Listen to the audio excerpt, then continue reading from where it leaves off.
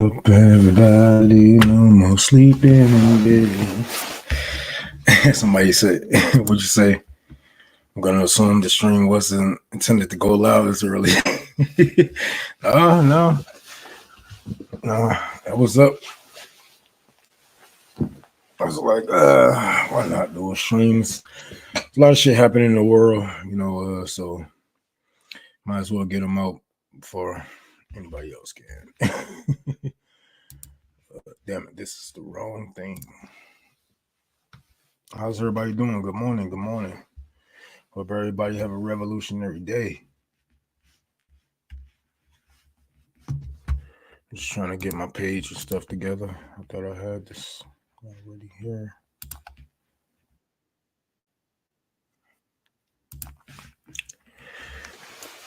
I'm a slept really good. I slept all right. I ain't gonna complain.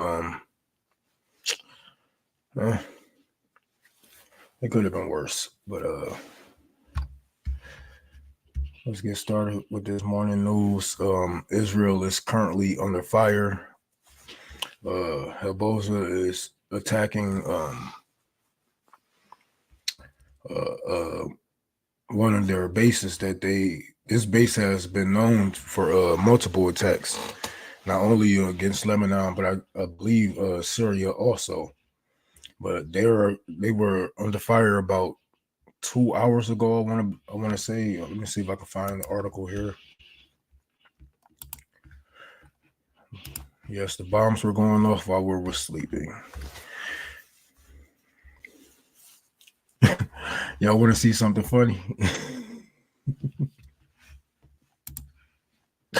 I don't even know if I can show you this. I don't even know if I can show you this. I'm gonna show you. Look at this. Oh God.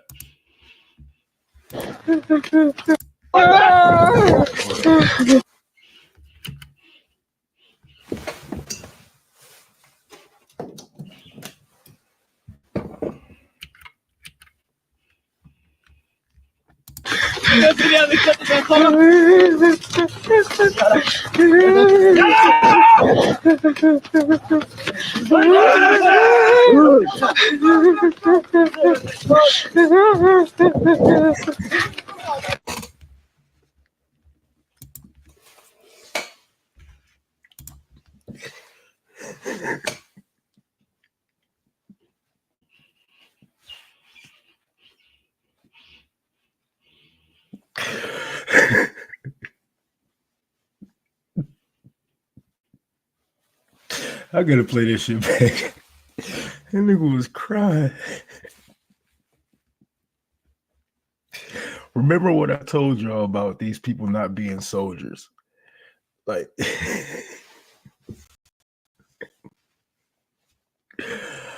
oh my God, bro. Let me play that shit back one more time. Oh God.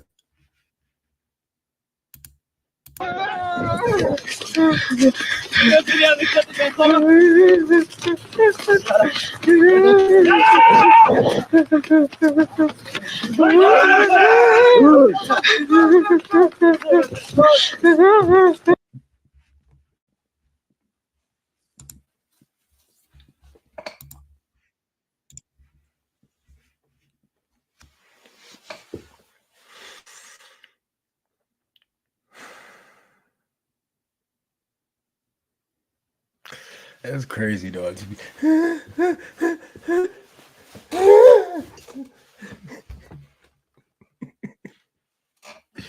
Hold on, my face a little dry. Give me 1 second, bro.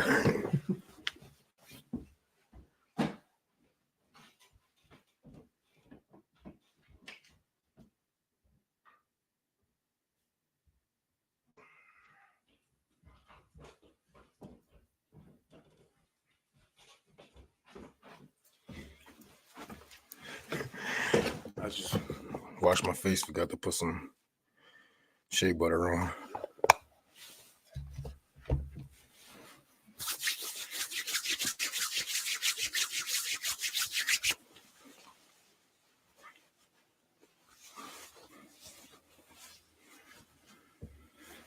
that's a little bit better. Shit. Cold weather.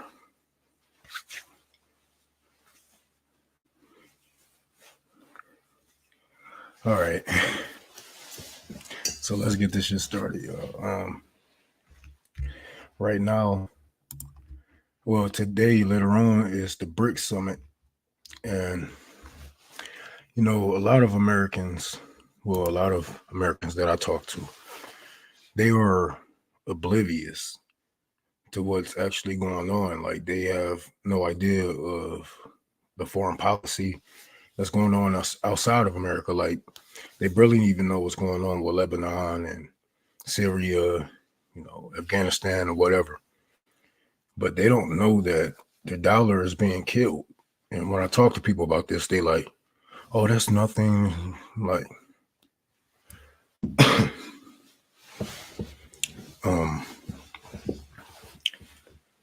sir, ma'am, person, the world is literally coming together against us. They have said it multiple times. This is the reason why they are doing this, is to, you know, kill the dollar. One of the main strengths that we have over the world right now. You have to realize how big these countries actually are. Like, people don't think outside of their borders, man. It's just so disheartening. Think how big these countries and their populations. Think about how much that we actually trade with these people, or steal from these people, I should say. Because even when we do trade, it's not a fair trade. The world is coming together against us. Now, whatever happens today at this BRICS Summit, it's gonna basically be the blueprints for the future. This is going to be the blueprints for the future, and I believe America is going to try to do something to distract us from this. They're going to try to do anything. I believe that Israel is going to launch some type of attack, you know, to keep our eyes off of the BRICS Summit and whatnot. But I don't believe it's going to work. The propaganda isn't hitting like it used to. People are not really falling for it. Like, the people who are paying attention, they're not falling for it. Now, the ones who claim they are paying attention and they are on the other side, we know that they are just some evil people. They just want more bloodshed. They just want more war. They want to gain more capital from these wars and whatnot. Even if they don't necessarily gain capital from this personally, they feel like they are one with the empire, and whatever the empire gains, they feel like they gain it also. But we all know that's far from the truth, because we have raped and stolen damn near everything that we could, you know, from Europe to the US, and the people have yet to benefit from any of these wars, from any of the gold that we have stolen. Our dollar isn't backed by any gold. Nothing is backed by any resources. It's just backed by bloodshed and war. So whatever happens at this BRICS Summit, I believe I just seen Xi Jinping being escorted with by the Russian military. It's gonna be let's see if I can find that. Yep, there we go.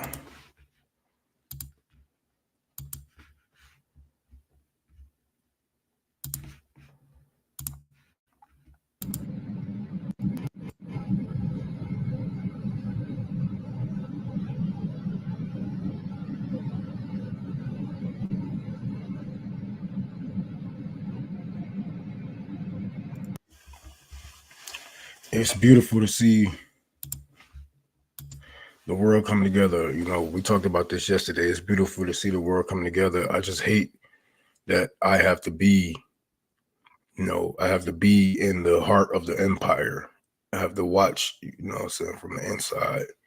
But it's a blessing and a curse, because I can do whatever I can to help, and that is our job, as revolutionaries, as liberators.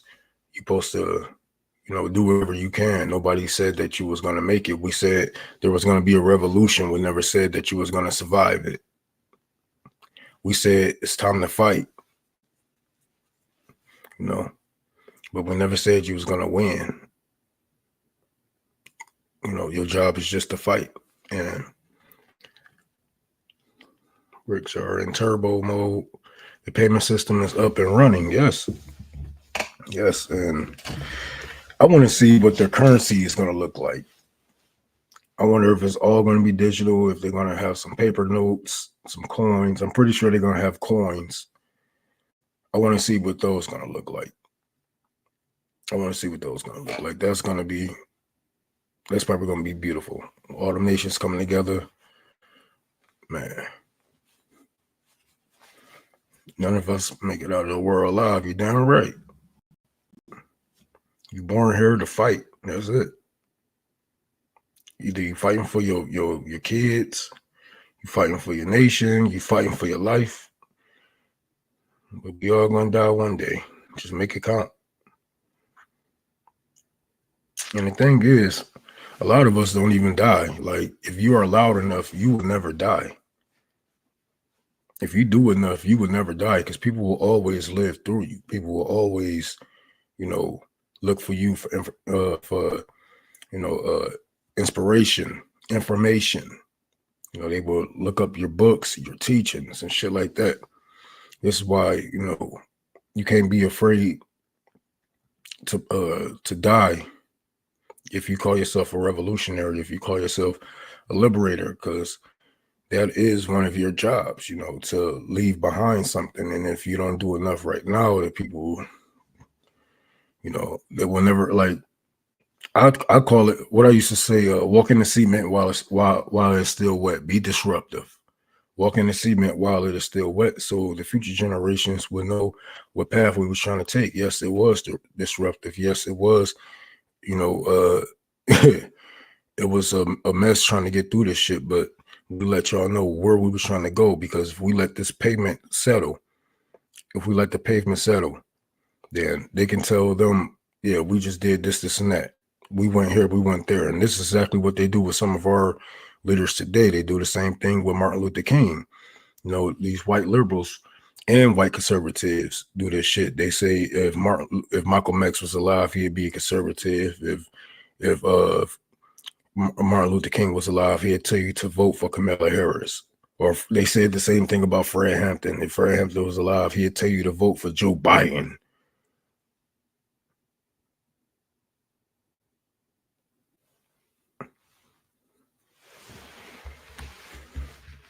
Be disruptive.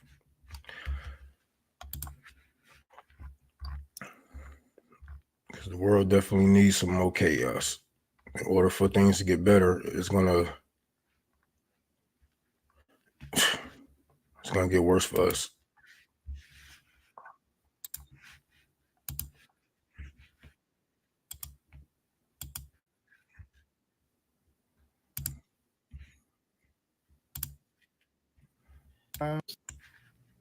Listen, man, everybody focused on the wrong thing right now.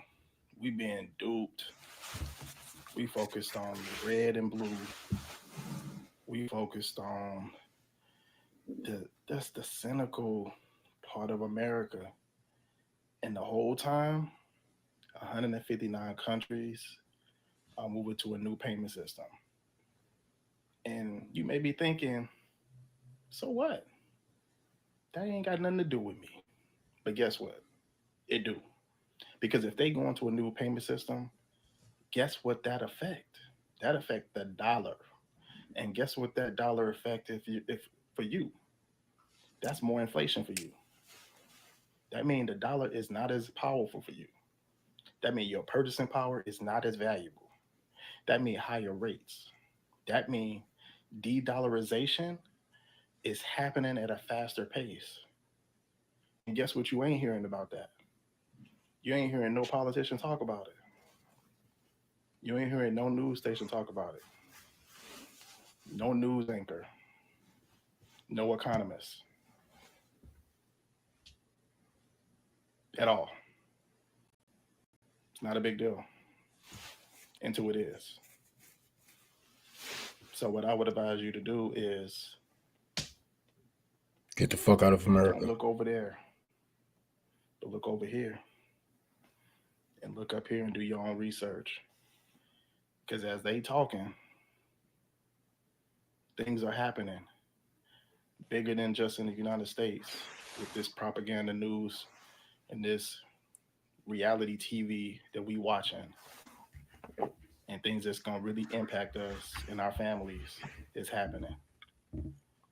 And we need to be able to position ourselves in a way that we can protect ourselves.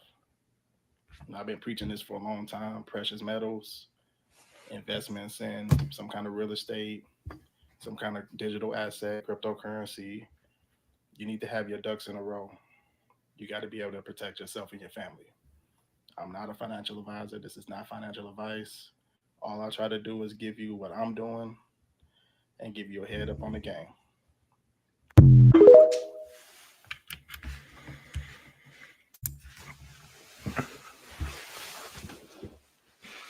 I don't fight fascism because I know I'm going to win. I'll fight fascism because it's fascism, yes. Brian and his father. How many both of you when times get hard? What? How think I do?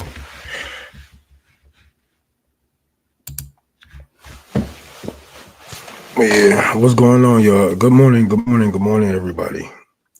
Good morning. I'm not gonna try to be too loud for you guys. You know, I have my stepdaughter here, my girlfriend sleep also, so I'm not gonna be. It's not gonna be one of those streams. But a lot of things are happening today. You just got off of work, god damn.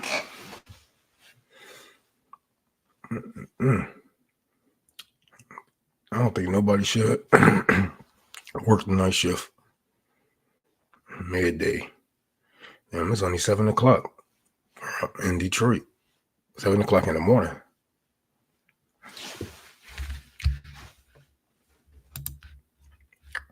But let's get to this other story. Somebody was looking into, where is that story at? I know I just saved the video, but I also saved the article on it about, oh, there we go. Say Sam Biddy. You see,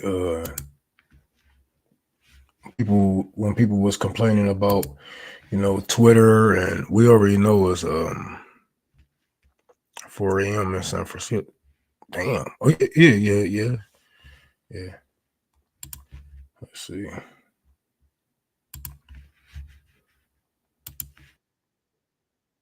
Wrong. Fuck it anyway. Hi.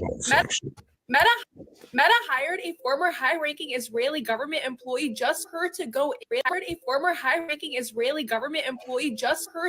in and censor a bunch of pro-Palestine content. Buckle up, because this video is about to be insane. Jordana Cutler was hired as Meta's Israel and Jewish diaspora chief. As if that position itself isn't a red flag, she was also Netanyahu's personal advisor for almost 5 years. The Intercept decided to do a deep dive on Jordana Cutler's work at Facebook. Found that she flagged more than 4 posts from Jewish Justice for Palestine. It went up for review multiple times, invoking Meta's dangerous organizations and individuals policy. Cutler also lobbied repeatedly to censure the page Al Mayadin, which is a Lebanese satellite TV network. SJP's UCLA page would constantly get flagged as well, and they wouldn't be able to post anything on their page. It's because Cutler kept flagging them. Throughout her tenure at Facebook, Cutler has been vehemently anti-Arab. In an interview, when asked about her job, she said explicitly that she acts as a liaison between Meta and the Israeli government. There is absolutely no role that represents Palestinian voices at Meta. The entire Middle East and North Africa region only shares one policy director. sector, even though that region has tens and millions of users. If your posts have ever gotten censored by Meta or you feel like you're going insane, you're not going crazy. There are people like Jordana Cutler at Meta who are actively working against you, promote their own Zionist ideology because they have previously worked for the Israeli government. They're probably going to continue to work for the Israeli government. Meta hired a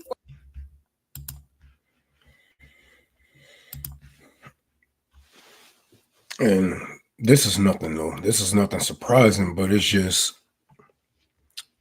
we're from Massachusetts. What up, though? What up, though? She look like 80% of it. Definitely not surprised. Much love. Have a great day. Good morning. Good morning. Facebook IP banned me for Palestine liberation like 4 years ago. And that's what I was going to talk on, because I had a Facebook page that I had since I was fucking like 10 years old. Well, not that young, but it was like when Facebook first came out.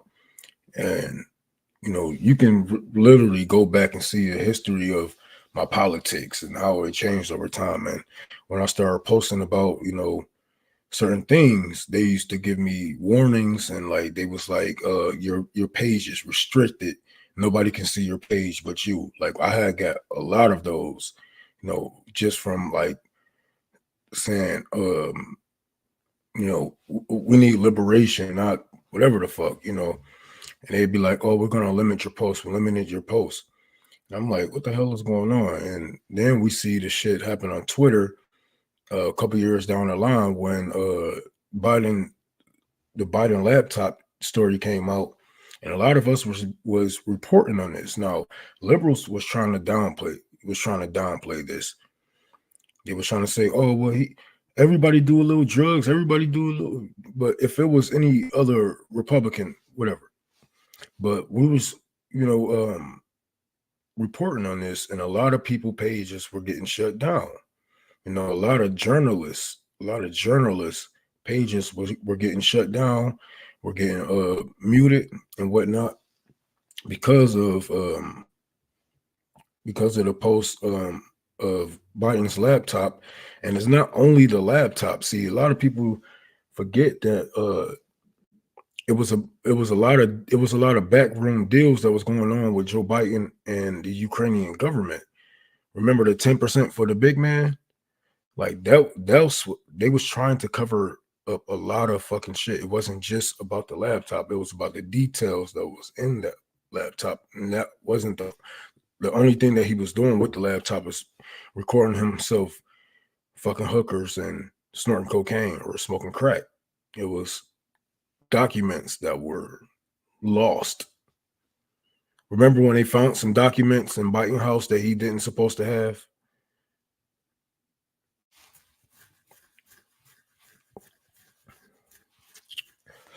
And they keep trying to shut down our voices. Like I'm on my like 20th Twitter page. I'm on my like 20th Twitter page because they constantly try to shut down leftists, communists, socialists, anarchists. It doesn't matter. As long as you are against the empire in any way, they will shut you down. Because they let Republicans and liberals fight back and forth, because that's the illusion that they want. You know what I'm saying? That's the fight that they want us in. They want us fighting over who loves the empire the most. But when people start speaking to the left of all of this, like, hold on, no, we don't need to save anything. We need to rebuild everything in our image with our words. You know, when we start talking like that, they like, hold on, shut these people down. Shut these people the fuck up.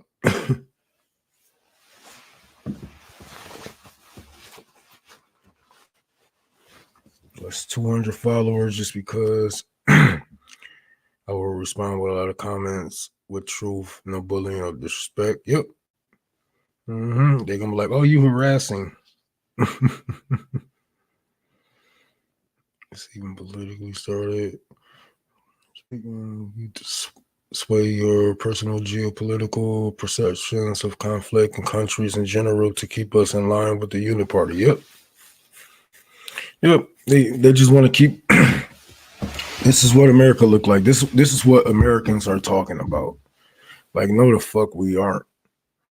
No, the fuck we aren't. We're not talking about this crap. We are talking about a lot of important things that, you know, the mainstream media isn't even speaking on these days, and a lot of it have to do with the internet. This is why Hillary Clinton said, "Hey, if we don't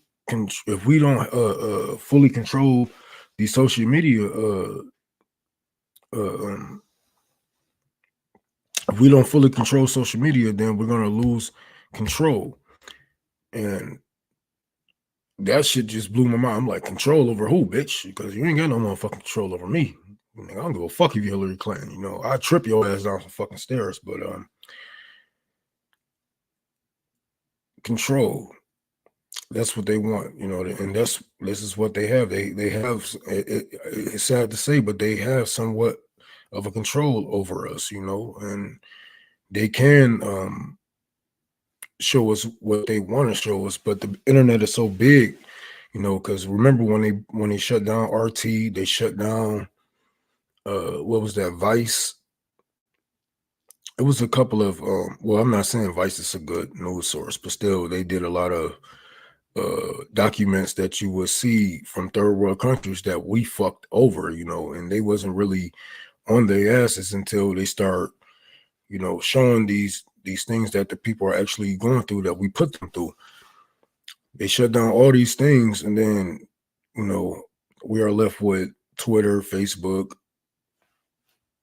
TikTok, and now they're shutting down TikTok in January, supposedly, you know, and they don't want us to keep educating each other, because if we keep educating each other, then the big media, they're not doing their part or getting their part. Because if you look at the average influencer, the average TikToker, you know what I'm saying, YouTuber, they get way better numbers. They get way more numbers than, you know, CNN. And CNN just recently, they just said that you're gonna have to pay to watch CNN. And who the fuck is gonna pay to watch CNN? Like, you guys have been going down. You guys have been going down in numbers ever since Trump left office. When Trump was in office, they was doing great because all they had to do was say Trump, blah blah blah blah. They have a whole debate about Trump without him even being in the room, and they was doing great.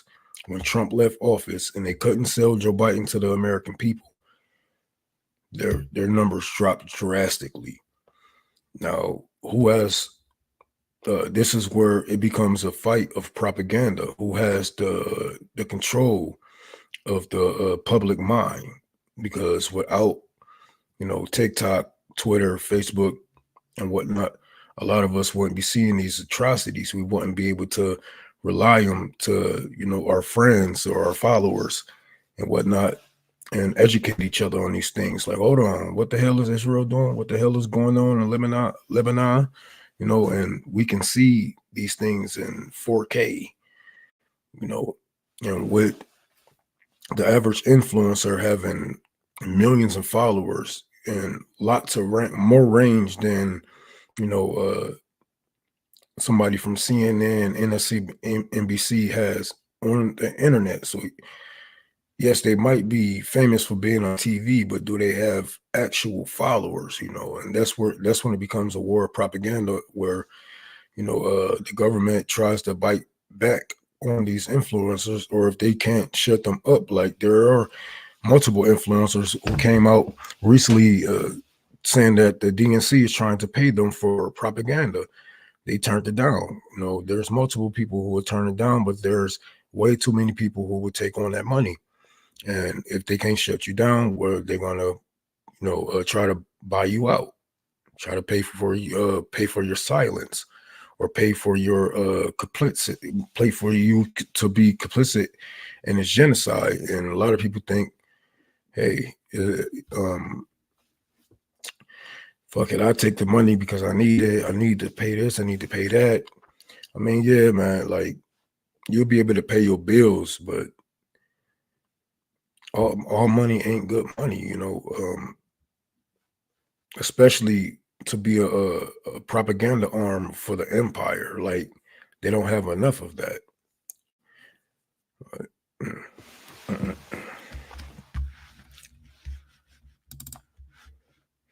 Good morning, everybody. If you're just joining,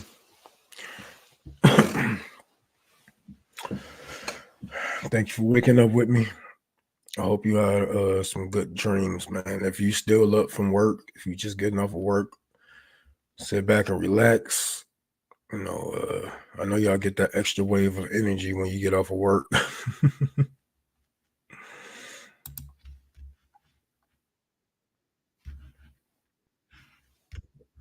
So I want to talk about out in Israel, there's a group of fighters that wants to kill IOF and IDF soldiers. Hold on. If they're not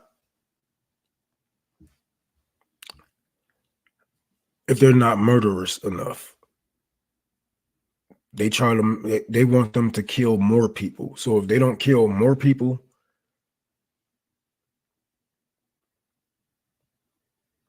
this the mindset of a Zionist. If you don't kill more people, I'm going to kill you.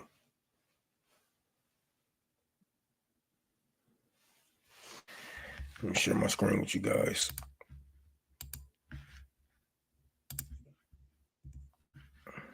If you think the IDF is bad, then this will blow your mind. If you think the IDF is bad, then this will blow your mind. There is a group of radical settlers who believe it is permissible to murder IDF soldiers if the IDF soldiers are not violent enough towards Palestinians or get in the way of them expanding their settlement. They are the Ysar Settlers I've spoken about a lot that live next to my family's village in the West Bank. In a conversation in the settlement's closed email group, the settlers debated whether Jewish law permits violence against IDF soldiers, with some saying that violence, even lethal force, was permitted when soldiers were engaging in certain actions. A woman spoke out in favor of hurling rocks at Jews, even if the rocks causes the death of a soldier. She said that while the legitimacy of hurling rocks at Arabs was not in question, in certain situations, it was permissible to hurl them at Jews as well. This is because if the Ysar settlement builds an illegal outpost, which is literally every single outpost in green, every so often the IDF will take one down. If they do, some of these settlers believe, based on the Old Testament, Exodus 22:2, that it is permissible under Jewish law to murder them. Rabbi Yitzhak Ginsburg is one of the head rabbis at Ysar who promotes these teachings. Just a few days ago, the United Kingdom actually sanctioned the Ad Yosef Chai Yeshiva, which is the school at Ysar where he promotes this. I'm still working with the US State Department so they can impose financial sanctions on the Ad Yosef Chai Yeshiva as well. Now I'm going to ask for your help. Rabbi Yitzhak Ginsburg is a dual citizen who was born in St. Louis, Missouri. Of course. Because of his American citizenship, it's been very difficult to impose financial sanctions on him. I work with a team of sanction attorneys, but not anybody specific to criminal law. If you work in criminal law and can help me figure out what sort of legal action to take against this man, please let me know. I feel like there has to be some sort of legal action that can be taken against him under the pretense of terrorism law or terrorism financing, but I'm not a legal expert, so I don't know. If you do know and you are willing to contribute some time to help me stop this man from promoting murder, please let me know.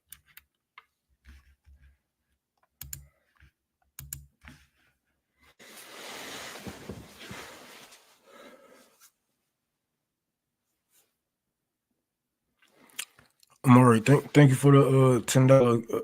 Thank you for that $10. I appreciate that. Thank you.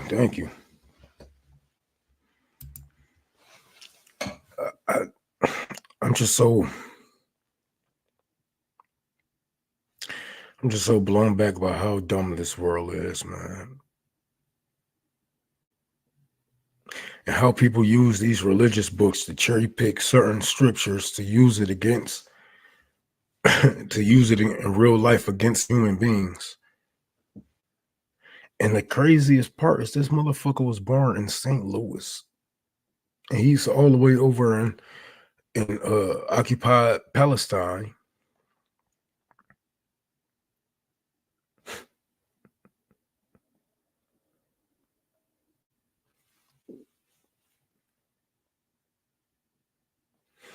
It's like I'm an atheist, but to bomb the birthplace of Jesus is crazy.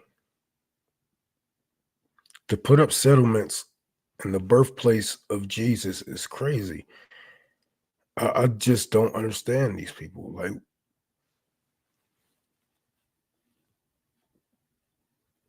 the nigga was born in St. Louis.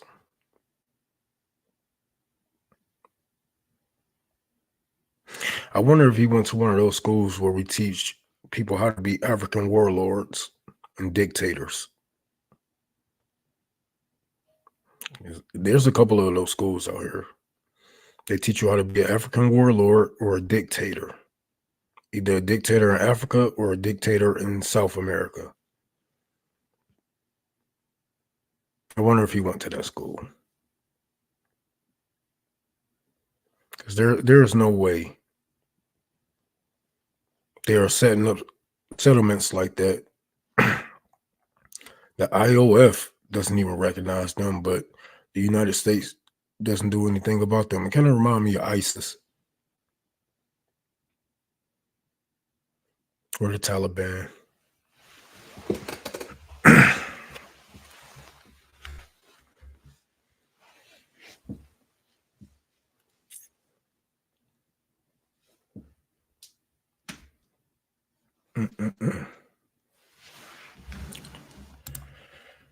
Yeah, I seen that. I don't know if I can show it on here. I don't know if I can show it on her, but that was. These pictures are going to be in our children history book, and holy fuck, like they are trying to get regular Jewish people hurt. They're trying to bring Jewish people down because when the world sees, like, the world is so crazy, man. Like a lot of people don't see it as a Zionist. Excuse me. A lot of people don't see it as Zionists doing these things. They conflate the two because this is what the Zionists do. And about time, me or you be like, hey, Zionism isn't Judaism. Zionism isn't Judaism. They already got 100 million motherfuckers saying it's the Jews. In the future, for Jews, it's gonna look really fucking grim. It's gonna look really fucking grim. Good morning, the dirty Les, the dirty. Now, if I get canceled, it's your damn fault. Somebody gonna clip that shit. Ron called somebody a dirty lesbian. I knew he was still homophobic, motherfucker.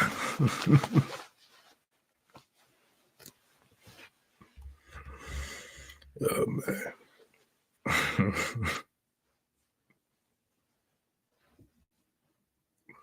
What the fuck is that? Where was I getting that? The religion is money and force. I can say that about everybody. That's my mama. This girls used to call me. Oh, man. As long as you was cool with it, I guess, because I would have been like, what? We need more slur for straight people. Like, what you pipe taker? You talking to me, you freaking pipe taker, you pipe cleaner, you clean pipes with your mouth. What the hell? We need way more slurs for straight people. She said, you lent liquor. You lent liquor.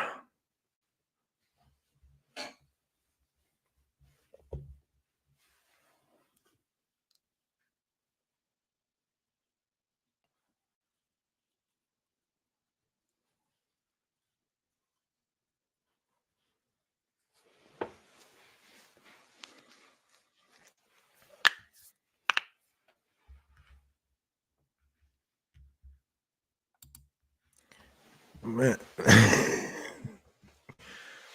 Yes. And I believe all of it is by design, man. They trying to bring them down with them. Zionists are literally crabs in a bucket. They are literally crabs in a bucket, man. And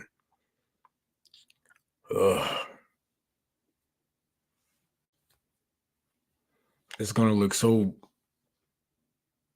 because I see it, man. Because we are not the majority, dog.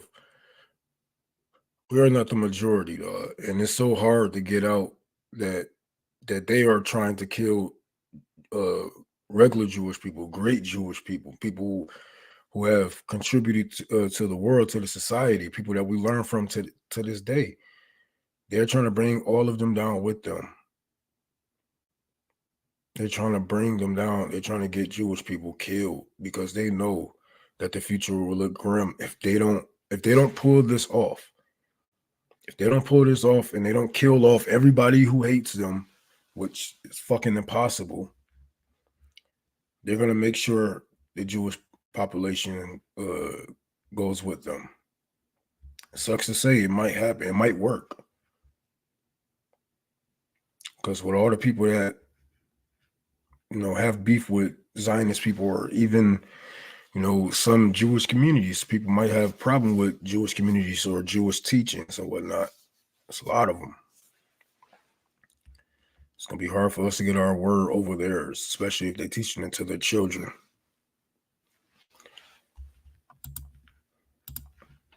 More slurs for robots and heterosexual. Good morning, Steve. I need a place to send some books for the library, my guy. I guess I'm gonna be back at the library in a couple of days, so don't send nothing right now. 11340.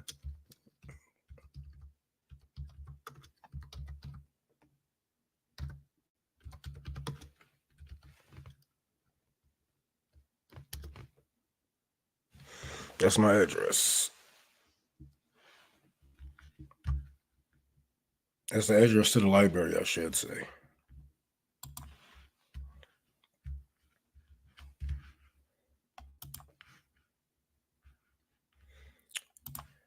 So Israel said they have found some and if y'all want to donate, please donate to the library, to my Cash App, Venmo, PayPal.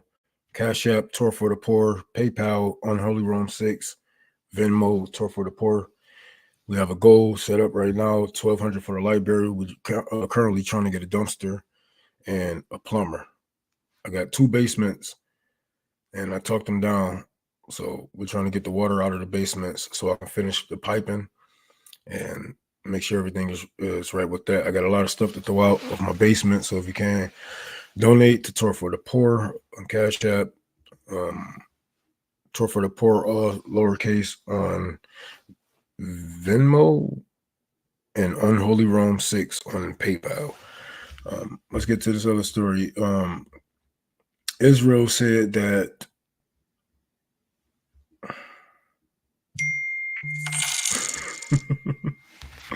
I'm sorry. It's just a funny story. K Boogie. Oh man, what's up? What the hell you doing up? Thank you for the 25, man. The hell? But I gotta share my screen. Israel said they Lebanon, Hezbollah is hiding gold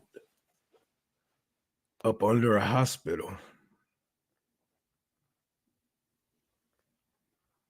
Around while you're awake. So I said I'm gonna start doing some early shows. I promised myself I'm gonna start doing some shows early. I'm like, fuck it. I'm gonna get up early, do some shows. Because nobody ever think about the the people that stay up all night. Nobody ever think about us. Or people who get up very fucking early, or the people who getting off of work very fucking late. There's almost no shows. You got to rewatch everything. Ain't no live. You can't react live with the chat. Maybe we can make it a thing.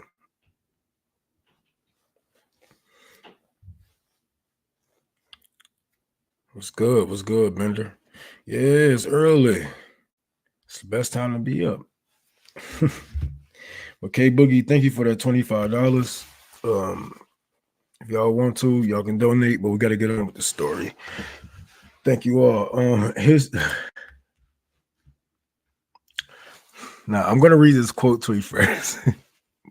No, fuck it, I'm gonna read this. Tonight, I'm going to classify intelligence on a site that we did not strike, where Hezbollah has millions of dollars in gold and cash, and Hassan Nasrallah bunker, where the bunker is located directly under Halshein Hospital in the heart of Barak. Now, I know that's ridiculous. Now, somebody said, if I said Jews believe there are vaults filled with gold buried beneath Lebanese hospitals, I'll be accused of anti-Semitism.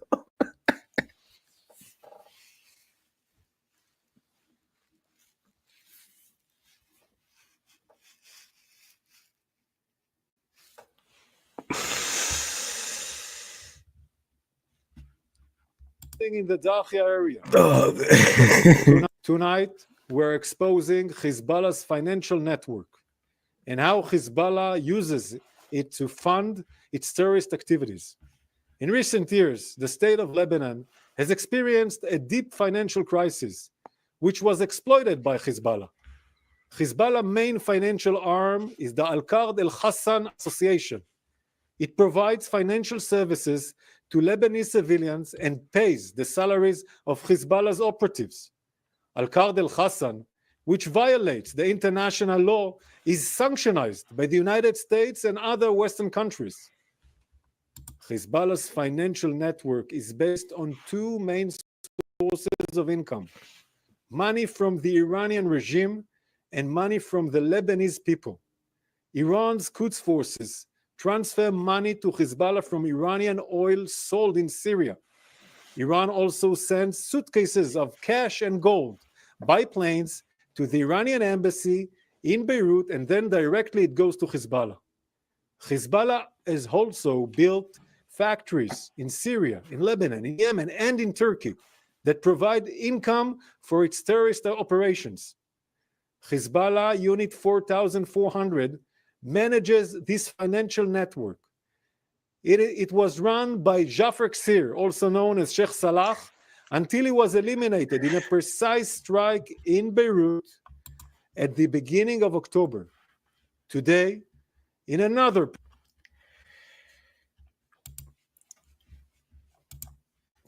I only can handle so many lies in the morning, you know what I'm saying? It's like too early to hear all that nonsense, but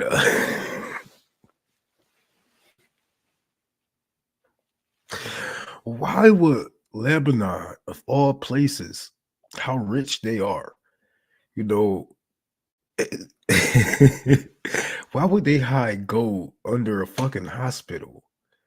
What why not just take some of that gold, sell it, make, you know what I'm saying, buy a vault, bunker, something, bank? Do Lebanon not have banks? Can you not go to the bank out there? What you mean? So this is just another excuse for them to bomb hospitals, because we have yet to see any of the tunnels, any of the rockets, any of the shit that they have said that they was under the hospitals in Palestine.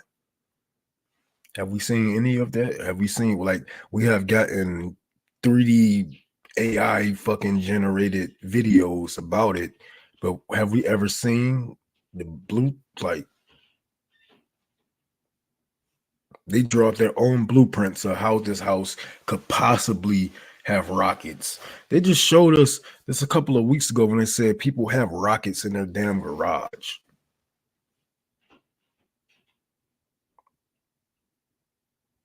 A fucking garage, man. First of all, do you know how much it would cost just to have a hydraulic system in your garage that lifts up a fucking missile?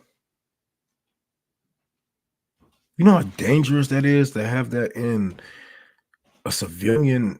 Like, nobody thinks like this. This is nonsense. This is crazy. It's all made up. What Michael Jackson said, no, they made it all up.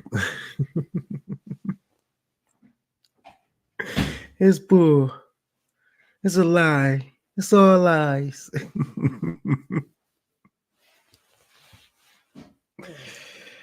You know how much a hydraulic system will cost you? You better off just building a fucking, if the whole, almost everybody in the neighborhood have hydraulic systems in their garage that lift out missiles, you are better off just building a base. You are better off building a base.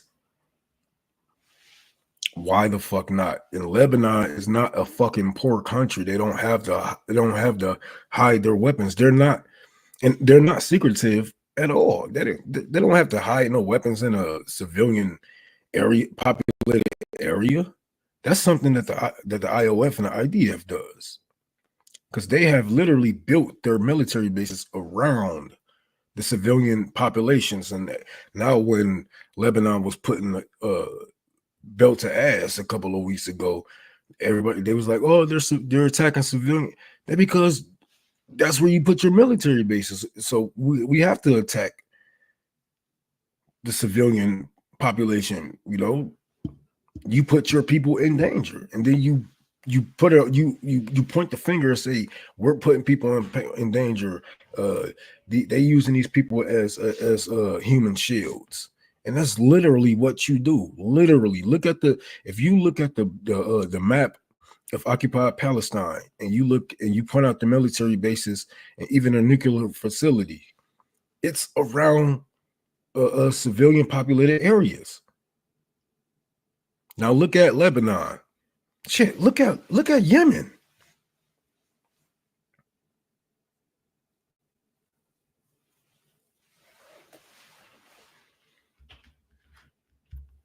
That's Palestinian mother trying to shake awake her son who was martyred. She was pulled away after several attempts at trying to get woken lifeless. Man, I saw a video when I first woke up a couple hours ago.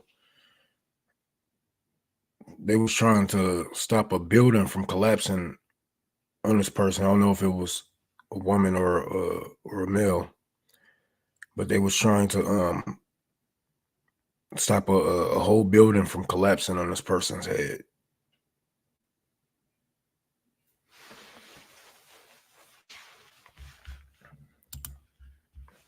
They literally put military bunkers under cities centers. Yeah, that's why when shit go down, when shit happens like this, hold on, let me find this real quick, because this just happened not even that long ago.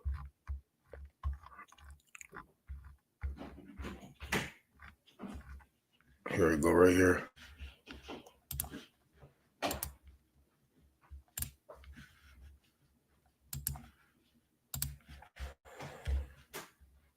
It's 6 hours ago. They're back on the red. When shit happens like this, they have bunkers to run into. And notice, this is Tel Aviv. This is a very popular area for these Zionists. They put their own people in danger and then blame it on other people.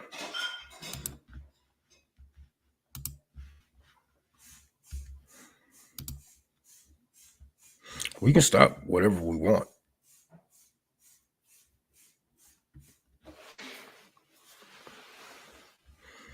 We can stop whatever we want, but this country is born under white supremacy, colonization. Like, we're not gonna stop it. That's the whole fucking point. That's the whole fucking point. We're not gonna stop it. This is white supremacy. We don't stop until we have total control. Last week they had 11-ounce stove. People's money shut down and disappeared. Around the time there was the big blast at the port.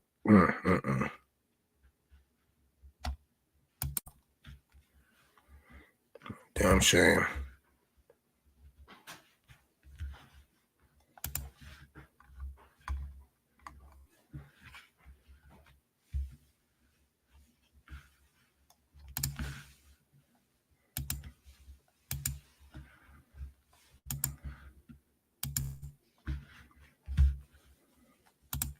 Every system is perfectly designed to get the results it achieves. That's what we have to appreciate. These systems, if people say, well, how do we fix them? They're not broken. They're designed to produce exactly what you see. Mm-hmm. There's no fixing them. There really isn't, because they're perfectly designed. We need new systems, right? These systems, as they're set up, are designed to do exactly what they're supposed to do. Women have a certain position, people of color have a certain position, white people have a certain position. When you look at law enforcement, I can't tell you how many people have said to me, how do we fix it, Joy? How do we fix it? I said, you can't fix it. You know that policing, for example, in America, it came from slave patrols. The function, right? So the actual where it was derived was terrorism. They were terrorizing enslaved people that had been freed for fear that there was going to be a revolt. It never happened. Realize that. They still punish us over this notion of fear of what we're going to do, because and that's their pathology. I mean, that really is their pathology. But if it actually came from slave patrols, what makes you think it's there to protect you? It's not designed to protect you. It may occasionally, but that's not what it's designed to do. And that's the situation that we are in right now. America is doing what it was designed to do. America, is the empire, and yes, we can stop whatever we want, but why would we when we benefit so much? Not we as in the people, but we as in the capitalist class, the elites. Why would we stop anything when we benefit? We get money off of your blood. We get money off of your labor, no matter how it works and how it goes. Whether you work for me or you die for me, I'm still going to get paid.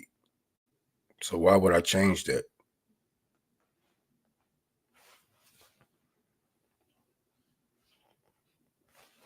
It's working for me.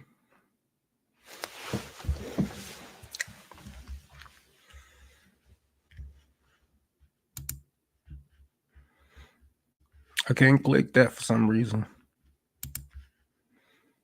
Karen knows behavior is not a coincidence. It is a result of state asking the citizens to overlay watch people who aren't white. Yep. Oh yeah.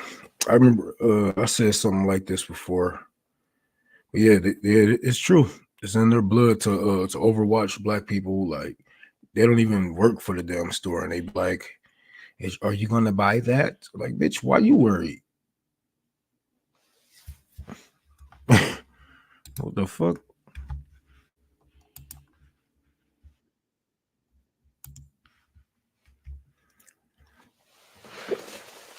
Let's get to this next story. This next story is about your overlords, your gods, the people that own you, the people that you should be praying to. No, I'm playing. But no, they is your overlords, though. Hi.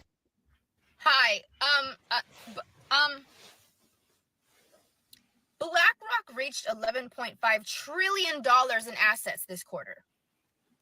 Not million, not billion, trillion. I can't be the only one that's struggling to put that into, like, I'm struggling to scale everyone talks about inflation, but like Vanguard and BlackRock's assets combined almost amount to America's GDP. we can't afford. What? So like this is where your 401k is going. And I thought monopolies were illegal in the United States.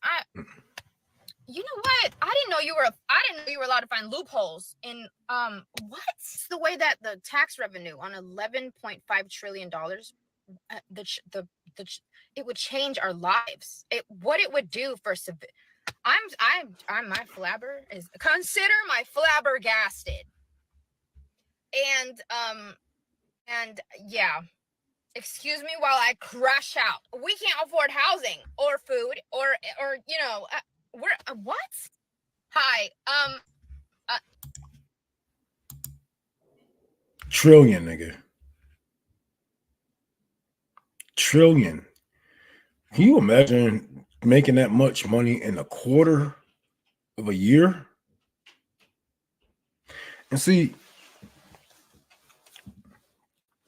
what gets me happy about de-dollarization is BlackRock, Vanguard, and all them motherfuckers. Because they making all that money. They stealing all those resources from all these poor people, and it ain't gonna be worth shit. Once all this shit is said and done, it ain't gonna be worth shit. These people are gonna be shunned from the world. Like a couple of them might get some jobs with different countries and whatnot, in different countries and whatnot, but that money ain't gonna be worth shit in a minute. That's the only beautiful thing I can really see about de-dollarization. Yes, we're gonna feel it. It's gonna take longer for them to feel it. They can wash money, they can do this and that, but they're gonna have to back that money up with something. And the American dollar isn't backed by anything, so they're gonna have to trade it for gold. They're gonna have to trade it for this, gonna have to trade it for that. That money ain't gonna be worth shit.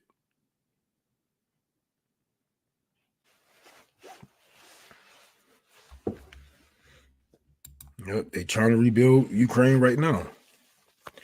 They was drooling at the fact of rebuilding Ukraine and Palestine. They are drooling.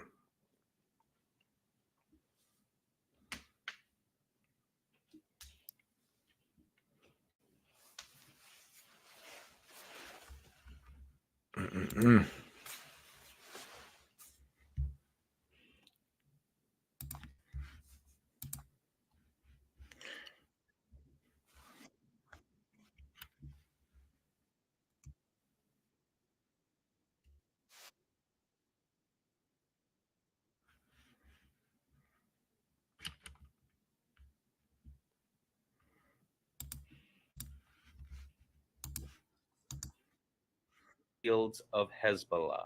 Prime Minister Netanyahu of Israel is now calling UN peacekeepers human shields of Hezbollah, showing us that this claim of human shields was always an excuse to unalive innocent people.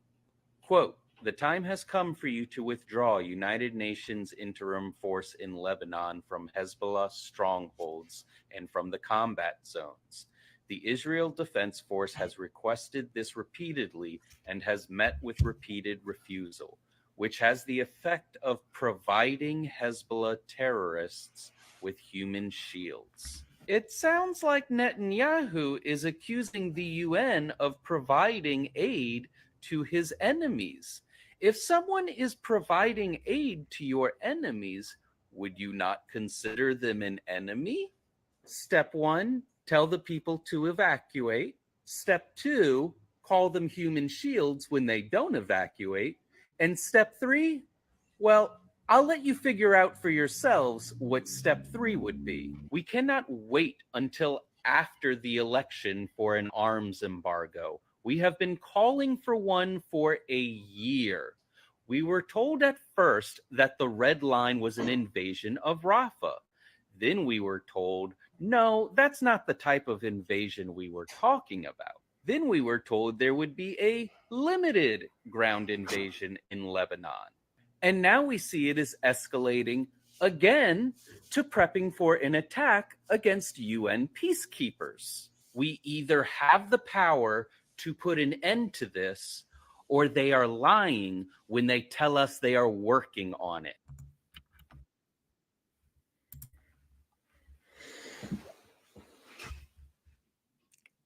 Tim was asking. Oh, here you go.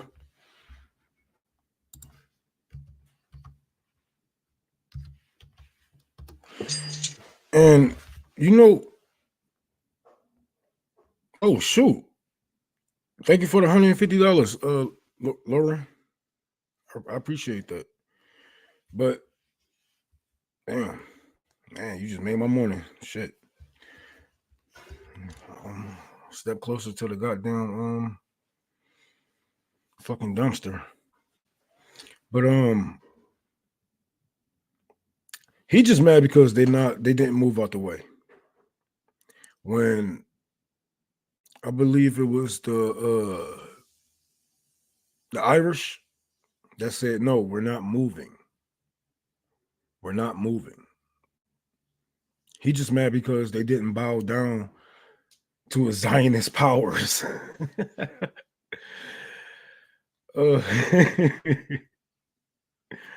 Yeah, thank you so much. You just made my morning with that. I'm telling you, man, it's so hard out here for a pimp trying to get the money for the library rent. Cadillac and gas money spent. No. But no, I appreciate that. Man, it's he just mad because they won't move. But if I was the UN, man, the UN need to step it up. I'm not gonna lie. I know they are peacekeepers, but y'all need to start firing at those Zionists. That's the only way I see you actually keeping peace. The only way I see them actually keeping peace is by firing back at this, because this is not even that wasn't the only time they have actually fired at the Irish UN. They also invaded their their base with a tank and started firing. So I don't know who's the head of these divisions and whatnot, but y'all need to tell the UN to fire back.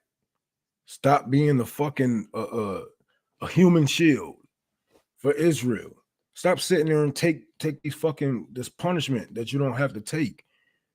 What the hell is wrong with you guys? Never been more proud of my hint of Irish ancestry. Putin made sure William NATO didn't get the Black Sea or the trillions and other natural resources. He done warned us for over a decade before that. Like, dude, you surrounded me. Back the fuck off. You know, I have a lot of problems with Putin. I have a lot of disagreements with Putin. He's an anti-communist. You know, that's a major red flag when you come from the USSR. He's, you know, he's against free speech. You know, there's a lot of fucking things wrong with Putin. But there's a lot of things I agree with Putin on. Like America leaving me the fuck alone. NATO leaving me the fuck alone. Stop trying to steal my resources. Stop trying to throw coups on my country, on me. You know, we even have proof of not only the U.S., you know, invading Ukraine in 2014 or whatever. We have proof of us meddling into their elections the same year that they were saying, "Oh, Russiagate, Russiagate, Russiagate." The whole time it was us. The whole time it was us trying to influence their politics. We put millions of dollars into trying to put propaganda into getting the Russians to hate Vladimir Putin, but it done nothing but backfire. It done nothing but backfire, man. And now I think he's the most popular politician on the planet. So now, not only did y'all make this man, like y'all made this man immortal. And I have problems with Putin. A lot of people like to call revolutionary blackout, Russian bots, and we've been paid by Russia and all that other bullshit. The truth is, Russia has a long way to go for RBN to actually, Putin, I shouldn't say Russia or the people of Russia. Putin has a long way to go to get any type of endorsement from RBN. Yes, I give him praise on certain things because he have kept his people safe through all this time. Well, he been fucking president like 20 fucking years, all this time, to be strong that whole time against the empire who was doing nothing but trying to fuck you over and take over and do whatever. Like, to be that strong for that long, I clap for you. That's damn near impossible, man. My leaders couldn't do something like this,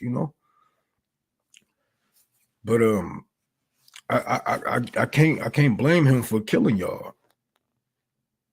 Y'all came up around his, domestic agreement and everything. Like, does none of these laws matter anymore? You guys promised. We got it on paper. This is a contract. This is bounded by law internationally. We have a contract. You guys wouldn't move east on my borders. Why did you throw a coup? Why did you take over Ukraine? Oh, it's not a coup. It's not a coup. They didn't take over Ukraine. Okay, so if they didn't take over Ukraine, why isn't Ukrainian people allowed to vote anymore? Why did Zelensky take away their voting power? Then they want to sit here and call Vladimir Putin a dictator, but Zelensky won't hold elections. Like, yeah, there's some problems, but y'all need to, look in the mirror first, bro. look in the mirror, because they try to get things mixed up. And this is why I say we need something like Russia is doing. We need something like China is doing. We don't need these leaders supposedly gaining power and losing. Like, you don't really get nothing out of it. Nobody can really get a footing. And see, this is the dictatorship of the elites. The dictatorship of the elites is what I call it, because they don't necessarily lose power. They trade power, and some of them lose power but be elected or selected into a higher position of power. Like, you have people that was city council rep that get elected to do some other bullshit. You have people who's elected to be on the courts for the rest of their life, even though nobody voted for them, right? Nobody voted for them. The presidents, they don't lose power. They take 4-year breaks, and then they probably come back if they want to come back, but they still hold the same, like they are still making the same money that they did when they was in office. They are still, you know what I'm saying, like Barack Obama still had the same fucking influence, all that shit. He controlled the part, well, he controlled the say-so of the Democratic Party as of right now. Like, they have a dictatorship. They just make it look like everybody gets a turn, but no, it's just one fucking clique of people that's trading positions of power in front of you to make it look like you have a democracy, but in all reality, it's just one big ass clique, and they all share the same interests. So it doesn't matter if Trump or Kamala get in, because they're all going to serve the interests of Israel. It doesn't matter if Trump or Kamala get in, because they're all going to serve the interests of BlackRock, the interests of all these big banks. They're going to go all in for these fracking companies. They're going to go all in for these weapon. Damn it, my fucking brain farted. But anyway, it doesn't matter. It doesn't matter who you vote for. It doesn't matter who's up on that podium. It doesn't matter who's giving that speech in January, because they are all one person. They are all one person. If 2024 didn't show you this, then I have a bridge to sell you, actually, because I need some money.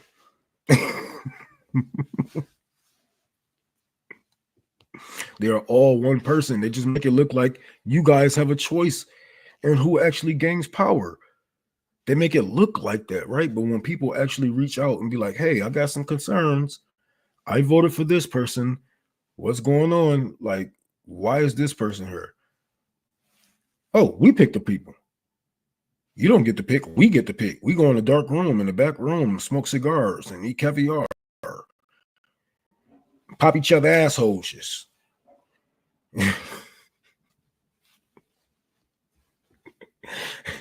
For real though. What else they doing in those back rooms? Popping each other assholes.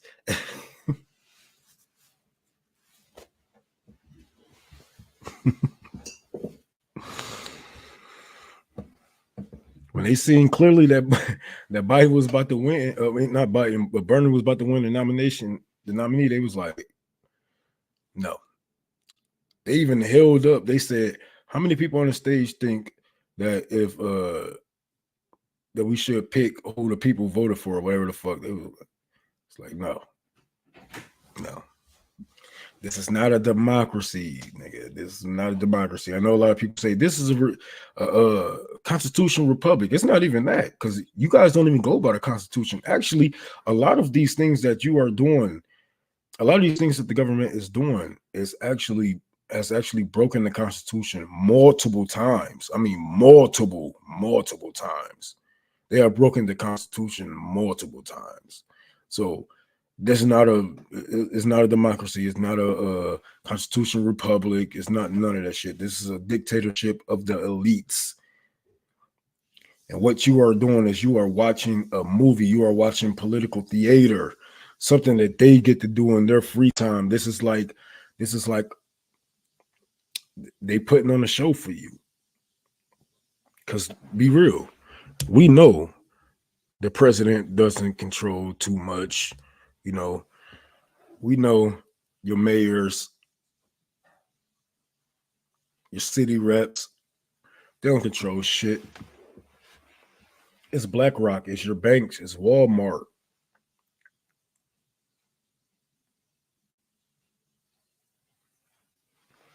And these people are just the people that they put in front of you, just little puppets. No. Entertain these people.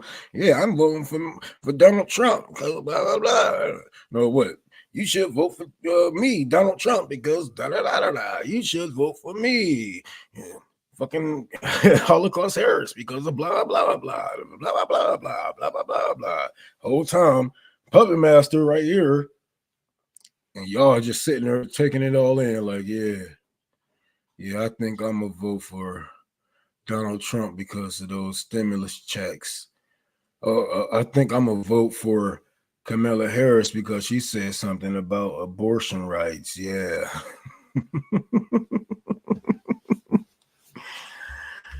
Good morning, Terry. Remember when Bernie couldn't even say the word genocide? And what's so crazy is this his fucking people that's doing it. Yo, if black people was enabling, like, black people are enabling the genocide. I'm just straight up say that. A lot of black people are enabling this genocide. But if it was happening and black people was the cause of it, I would be on my soapbox. Like, you let them motherfuckers you became what you hate and all kind of shit. I'll be pissed the fuck off. And for you guys for him to see his people that share his religion, that share his whatever the hell you want to call it, do these things, and you can't even muster up to say, hey, you guys, this is a genocide, this is wrong. Bernie is a fucking cook. It's a cook. And he can say, he can say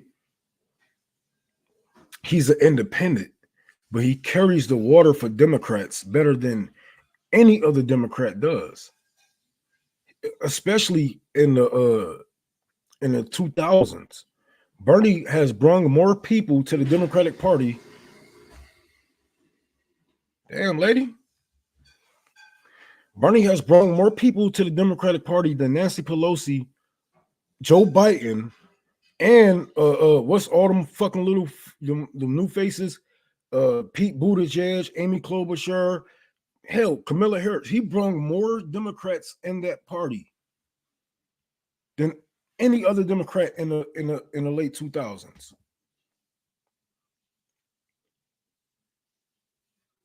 Nobody sheep headed like this motherfucker. Nobody sheepdog like this nigga. Like he really led people into their own fire. He led people into a house that was on fire. They didn't see it because the basement was on fire. And then when people start to smell the smoke, people like us, we got the fuck on. Like, hold on, what the hell? And people like, oh no, that's nothing. That's just the Republicans trying to get in your head. Like, no, something about to blow. As soon as we left that motherfucker, that bitch went poof. And now you are enabling a genocide. We got out before it blew up. We got out before we had to sit here and make excuses for a genocide. That's one thing I'm glad that we did make time to do. Let's get the fuck up out of here. Man, I can't imagine being, well, yeah, Bernie Sanders, he isn't as far as left on this and that, but we still agree on certain things. I can't imagine saying no shit like that. Like, just, this nigga is enabling a genocide. I don't give a fuck if we agree on abortion rights.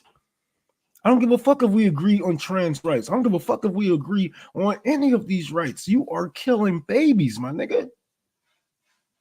It doesn't get no lower than that. You are killing babies. And especially because of this, the Jewish people went through their own Holocaust, their own genocide. And like I said, if it was black people that was doing this shit to any group of people, if they was doing collective punishment to any group of people, I would be calling this out. I would be telling them how they have become the people that they hated. I would be unapologetic, loud, like every fucking day. I probably would never get off this fucking show calling these people out.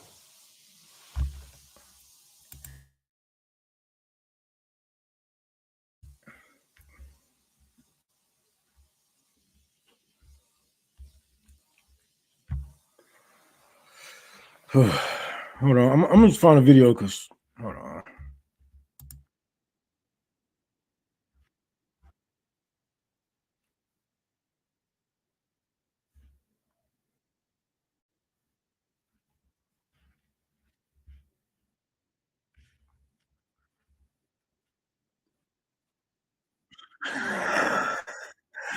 I got a video for y'all, bro. The best quote on plaster on the web with whatever I can. The only vote we should cast is whoever gets the guillotine. That's my quote, motherfucker. I remember that's the one quote that I do remember saying. That's the one quote. I know I was high and I was drunk most of those fucking days. But I remember when I came up with that off the top of the head, I was like, damn, man, you cooking, god damn it. Oh shit. Gaber mate gave me one of those if the best breakdowns of how Zionist Jews have become essentially, yeah, they are Nazis. Like, I mean, dude, ain't nobody walking around talking about we are the superior race or we are the superior human being, but a fucking Nazi. Who the fuck thinks like that? I'm better than you because what? I'm a better human. I am better than you because I was born this way, because of this, and that. Not because of genetics, not because you can run and jump faster, because some books said it. Now, as an atheist, I might be biased against your books, okay. But to sit here and say that you are superior to anyone is straight up Nazi talk.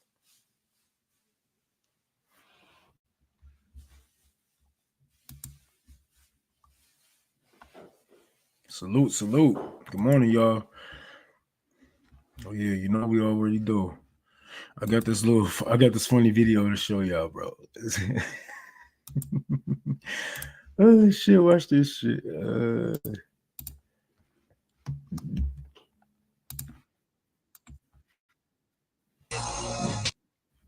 Open up your eyes. We are being controlled. We're all just little freaky skin puppets dancing for the devil's delight. Open up your eyes. We are being controlled. We're all just little freaky skin puppets dancing for the devil's delight. On tonight's episode of Unanswered Oddities, Democracy. This long-forgotten sport saw multiple teams of the mythical humans vying for a singular grand prize, the illusion of control awarded by corporations. Democracy was originally meant to give power and choice to the population through free and fair elections, and it was also used to determine singing competitions. But over time, it developed into a farcical affair that forced humans to stop talking to their Uncle Ron. Today, we are of course under the singular rule of the all-knowing monolith, which graciously unburdens us from the crippling weight of choosing freely, making one wonder why humans would want to bear that weight themselves. Buildington, 3 doors down from Deedle. One Gloran looks to challenge the monolith to a game of democracy. Hello, my name is Furman Croat, and I am humbly asking to be your next overlord. Ever since I was a youngling, I've wanted to control a population, but I grew up in a working class family, and populations were hard to come by.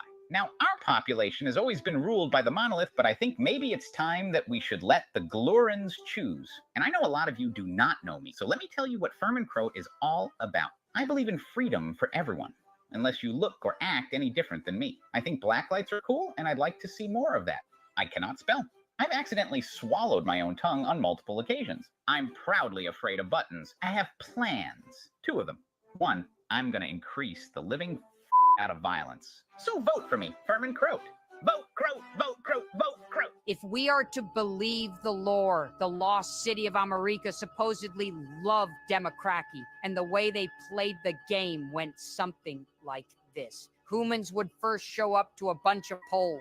There, they would cast a mallet from a phone booth, trying to hit either a donkey or an elephant. Whichever animal got hit the most would win a White House. It would have been something to see. Do I have to say it? It would have been quite the sight. While aspects of the game might seem fun to some, others, including myself, have their reservations. They took my memories, man. I can't remember like half my Do I like jelly? I don't know. It's sweet, but sticky on my fingers. And I'm telling you, I knew stuff like underground backroom, wet curtain party type stuff. And that information doesn't come free. You gotta put your lips in a lot of places for that info. I knew something important. It was something about the monolith.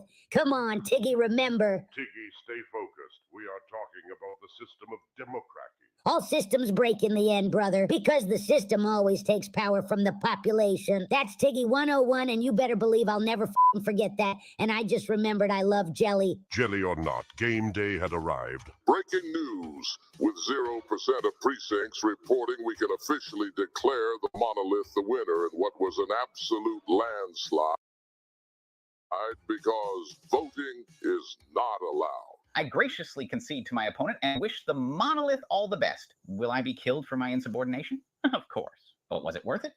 No, it was not. I wish I took that cooking class instead. I had a coupon. The game of democracy is luckily a fable of the past, and while I try my best to remain completely objective on this program, I must say I'm glad to live under the glorious dark shadow of our monolith. And I know in my heart of hearts that the monolith has our best interests in mind. I mean, come on, would an evil entity sell me this super stylish hat that I look absolutely cool in and definitely not like I'm brainwashed? You decide. But not really, because democracy isn't allowed here. Open. Oh shit! I woke up. I'm like,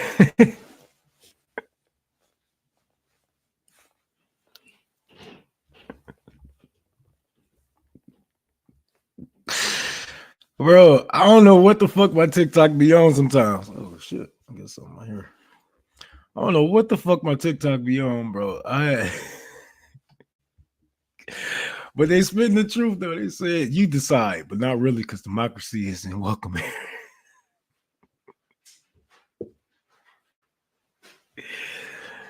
Oh shit! I had a conversation with somebody. It was like, "You believe in aliens, man?" I was like, "Yeah, I believe we're not alone." Like a lot of people like to believe we are the only people in this universe, and I just think that's narcissistic as fuck to think like you guys, you are the only thing that this universe can produce to make human life.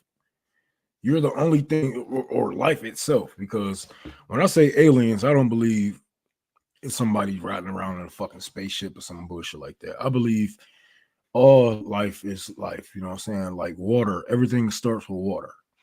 So if you can find water on the planet, more than likely you can find some type of life. If you can find plants on the planet or something that grow, you have some type of life, and that's some type of alien. That's an alien to me. That's how I see it. I don't see it as, the Hollywood depictions of what an alien looks like. Because how would they fucking know, right? But yeah, I believe in aliens, but I believe it's more like plants, water, maybe some creatures, shit like that. But nothing like how y'all saying on that video. Even though that shit was funny as hell, though. I was like, I'm gonna show this on the on the stream tomorrow.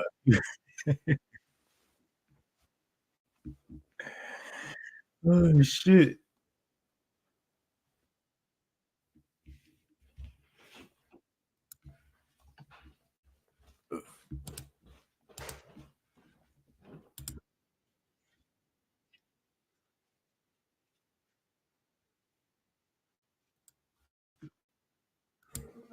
Hi, I have a serious question for you. Where is your Hi, I have a serious question for you. Where is your line if it's not genocide? Your tax dollars. Representatives representing you and your country, all perpetuating a genocide in your name for you. And you're not mad? You're showing up to work still. You're not posting about it. You're not talking about it with anyone, right? Like you're still voting for Kamala. What would it take for you to not do that? What would it take for what would change your mind? Because I have news right now, genocide isn't changing your mind. Right now, the line for genocide is behind you, and that's fine. So I'm serious. Answer me. Tell me what it would take. Tell me. You've been saying it to yourself for over a year. So tell me. Say it out loud.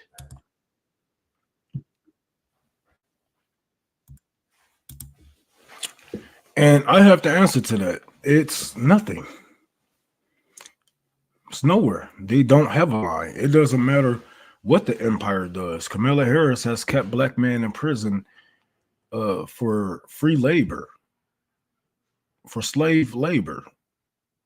There's nothing that these people can do that they won't make excuses for, because if you can make an excuse for genocide, you can make excuse for just about anything.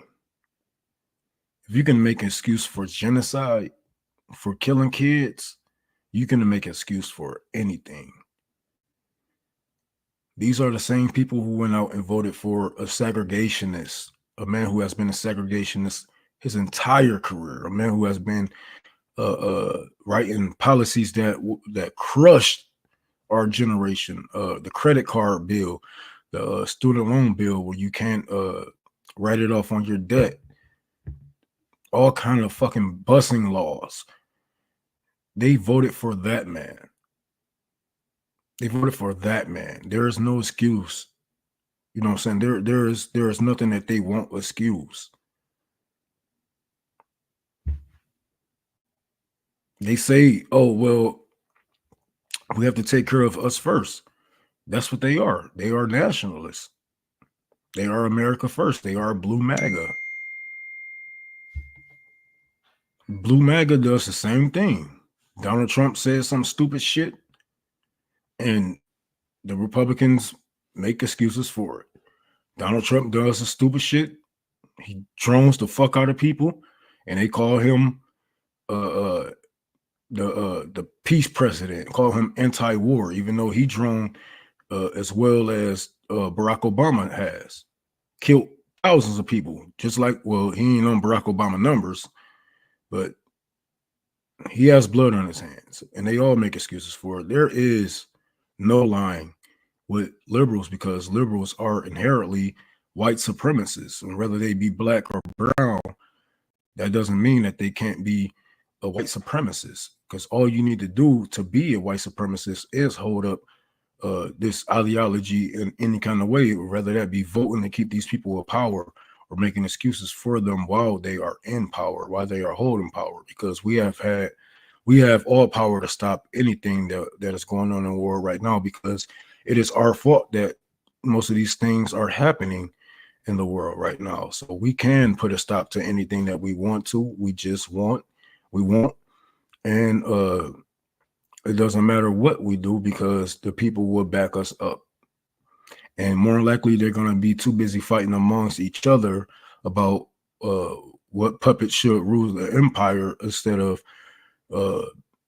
actually changing the system, actually doing something that's going to help everybody besides the people that's living inside the empire. And to tell the truth, even the stuff that they do inside the empire doesn't even benefit the people. Like, this is what the people are fighting over right now, and it doesn't make any sense because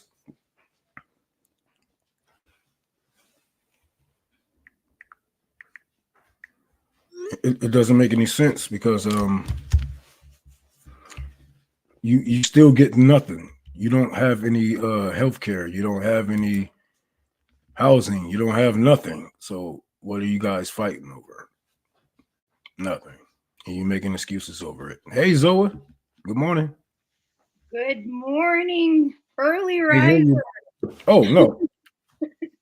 Since Hold you on. decided to join, I just published it on Substack and monetized you, so we should be getting a little more audience piling in. So right on the topic you're covering, I'm putting something together actually of how Biden has supported absolute Trump policies throughout his presidency. You're talking about what he did before he became president, when he said women don't solely have the right to choose on abortion. But he's done so much as president, or whoever's in charge. Well, he's got super brains. So, well, cop cities have extended to practically every state. There's the Cuba embargo, which now they have a major power failure, and that's completely because of the illegal sanctions that U.S. imposes on them, which the UN Charter, which violates the UN Charter, and everyone voted to end the Cuba embargo except U.S. and Israel. They try to coup Venezuela. That, like, what is Trump going to do that's worse? This is what's already happening. Mm-hmm. China said that they're provoking an arms race in the South China Sea, and Putin said the same thing. They're forcing constant escalation in Ukraine and now in the Middle East. Suicide rates are at an all-time high. People are unhoused at an all-time high. Meanwhile, we're giving billions to Ukraine and all sort of foreign entities. Pentagon failed the sixth audit under Biden. Fracking has expanded to record levels under Biden. We have bombed several countries, which Biden just bombed Somalia again. He bombed Somalia when he first became president. He just bombed Somalia again a few days ago. I believe that was the first week he got in office. I remember reporting on that. The first week he got in office, he bombed Syria, I believe. Yeah, and it all gets lost in the noise because he does so many bad things. People forget. They have a hard time keeping up. Biden bombed Iraq. Biden bombed Syria. He did it without congressional approval. He also found loopholes to send Israel weapons without congressional approval. He issued his own drone program. Trump had a secret bombing program. Obama had a secret bombing program, and Biden followed right in their footsteps. U.S. drops 54 bombs per day. That's under Biden. So yeah, and they're still bombing Syria. Sorry, I'm going through my notes. All right, there's a lot. They bombed Yemen, of course, several times. The drone strike program has been ruled illegal. He's still continuing it. We just don't even talk about the drones anymore. They've become so normalized. And supposedly he's violating the Constitution by doing the drone strikes without congressional approval. The Supreme Court, that's supposed to be so conservative, just upheld the Democrats' push for censorship on social media. They try to reassert their right to be able to talk to social media companies and tell them what is or isn't misinformation. And the SCOTUS just upheld that ruling that Democrats have the right to do that. But tell me more about what Trump's going to do. Right. That's why I don't get when people say, oh, it's going to be worse under this. It's not the fact that it's going to be worse. It's the fact that it's going to be a continuation of what's been going on, because you can't say Trump is going to be worse when you guys agree. Well, like 90% of things. Like 90% of things you guys agree with. You guys agree with white supremacy. You guys have no problem with children being locked up at the border now for some reason. You know, you guys agree with war. You guys agree with a lot of these things. You know, you guys are making excuses for Israel. So I don't say it's going to be worse. It's just going to be a continuation. And like I was just saying earlier, these people do not give up power. They trade power, they trade positions, and then they get hired to a higher position, to a position where we can't touch them. The voters can't touch them anymore. So I don't believe in a democracy. I really don't. Like I said earlier, we need something like what Russia has, like a president. We need a president for like 20 years. We need somebody who's going to be like Fidel Castro. You know what I'm saying? We need a real strong socialist leader who's going to sit and actually get these things done, because it's going to take decades to undo all the not even decades, fucking centuries, man. It's going to take centuries to rebuild all the shit that we have destroyed. And we're going to need a real leader, because as we can see, the way that we are doing things, it isn't working. You know, all these people trading power every 4 to 6 years, 8 years, you know, saying you got a new city council rep or whatever the fuck. And these people ain't doing nothing, man. They just giving each other power. They Nepo babies. They are Nepo babies. It's all a big club. And we need to find a way to push their ass out. Yeah, perfect example of that is Newsom, the governor in California, is related to Nancy Pelosi.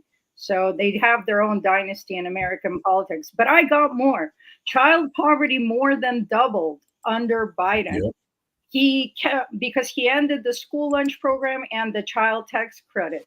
Yep. They also kept Trump's tax cuts for the rich. They don't publicize it, but they kept it in place. They're about to expire, and now they're promising to extend them if reelected.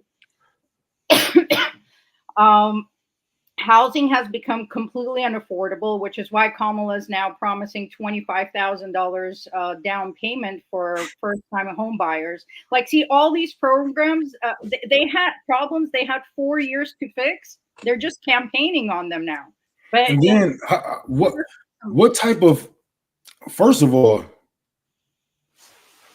what kind of person, what house can you get for 25 grand? I just want to know, because you can't even buy a brand new car for 25 grand. And let's say they did this loan, they did give you this loan for $25,000. Who the fuck is going to give a poor person a house if you needed a loan to get the fucking $25,000? Because that's not even a lot of money looking at it as a grown person. You know, you're supposed to have $25,000 in your bank account, they say, but nobody's going to give these poor people a house. The hell, first-time home buyer at that? No. So you got to have money to actually even get those programs. You already got to have at least 100,000 to put on a fucking house or to put on a property. There's no fucking way. That shit is a setup. Just like, the cryptocurrency for black man.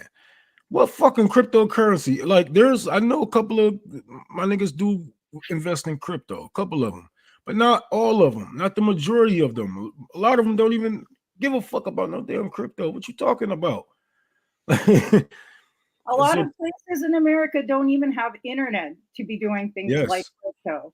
A big chunk of Detroit doesn't have internet. I believe like 27% of Detroit doesn't have internet, and that is the poor areas that I grew up in. The people that's supposed to get that stuff. It's like the $750 hurricane relief, but you have to go online and register to get it, and people don't have internet because they're or a house. Yeah, a house to even have the internet. and nearly half of Americans have zero retirement savings. Most Americans will not be able to retire. They can't afford to retire. That's why you have all of these senior citizens working in the wealthiest country on earth. Half of Americans struggle to afford healthcare costs. Most Americans ignore medical emergencies. New study reveals that hold on, I'm looking for the number of how many Americans actually have medical debt. Nearly half have some sort of form of medical debt. These are all problems happening under Biden.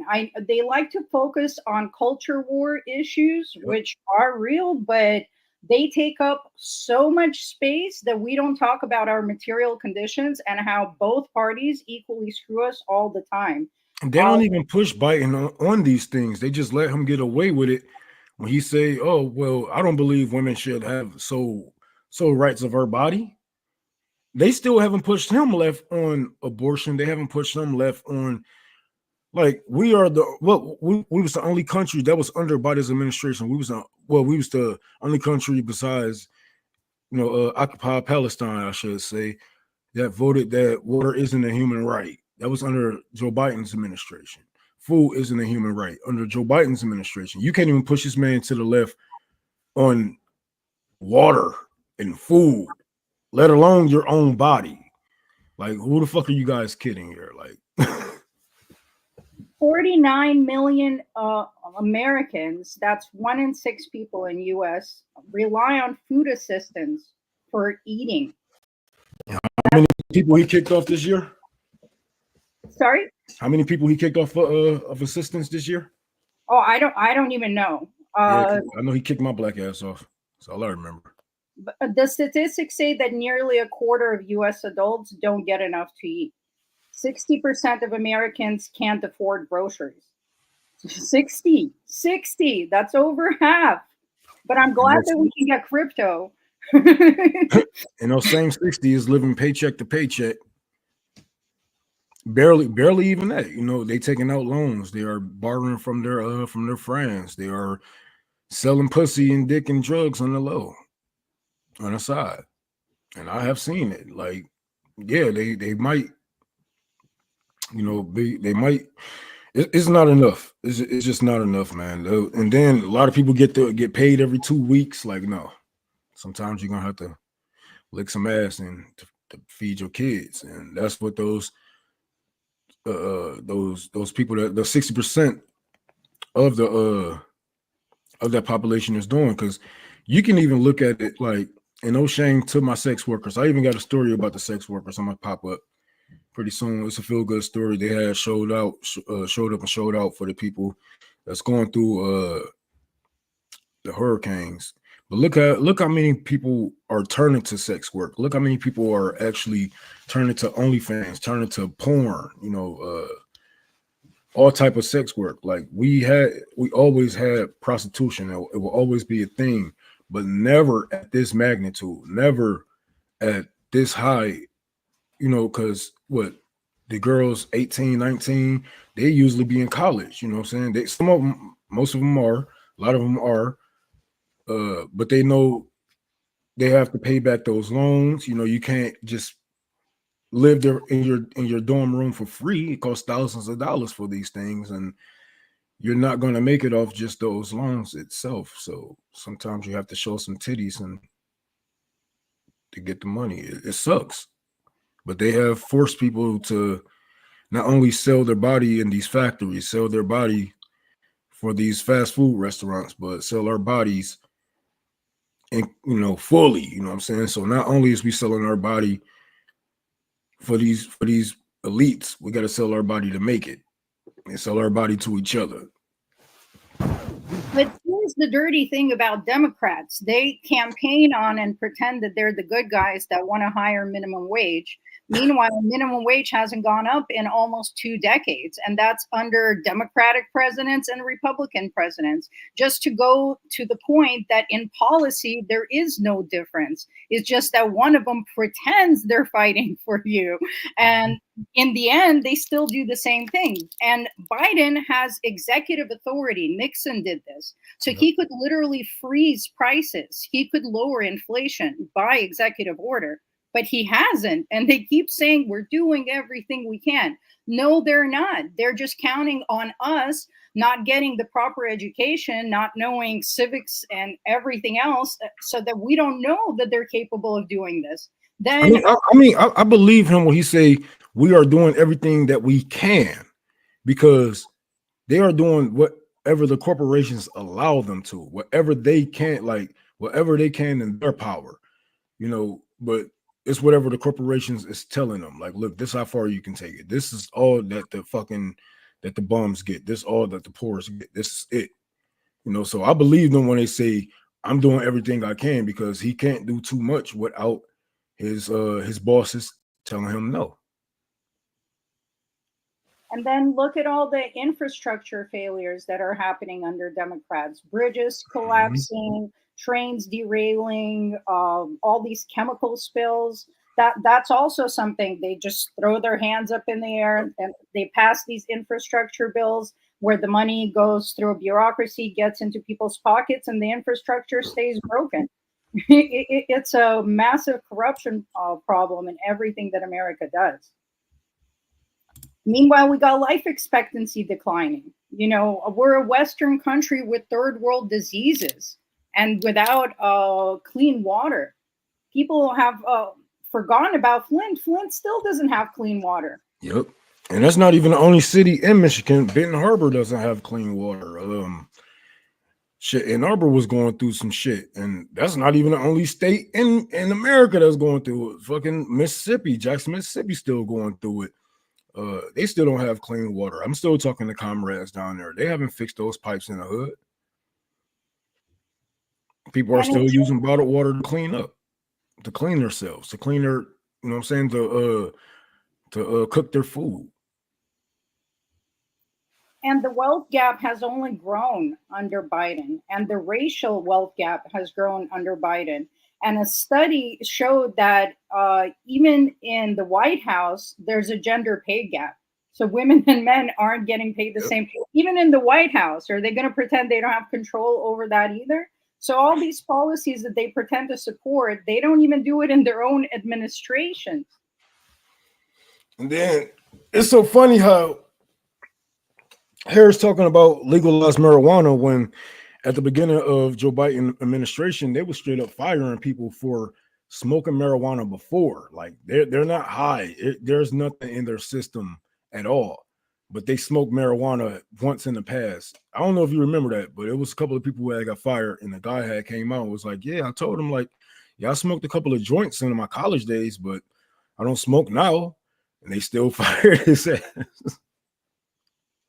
It's so hypocritical. Just like Kamala, when we were already practically at legalization and had enough laws in the book in California not to be arresting people, she was still arresting people for marijuana and upholding convictions. Biden also didn't even mention abortion for his 468 days in office. Those first 468 days, over a year, he didn't even utter the word abortion. That's why I don't get where Democrats is getting this from. I'm voting for Democrats for women's rights, for trans rights. Okay, just point me to one bill where they are actually protecting you guys. And it's not word salad, because I have seen some people be like, oh, well, Joe Biden passed something about trans people. I'm like, dog, this is a whole bunch of word salad. Where is the rights? Where's the laws? Right? Because I can try and whatever, you know what I'm saying? I can act like I'm trying to do whatever. But until that shit is reality, my nigga, it's just words. I can say what I can say. I can tell you, hey, I'm trying to get to the moon, bro. I'm trying my best to get to the moon. I can sound determined as hell. I mean, I'm gonna get to the fucking moon. Like, what the hell? Like, you delusional. These people are delusional. We also had a record oil boom under the climate president Biden. He bombed the fucking Nord Stream pipeline. We probably, that was the biggest environmental terrorist attack ever.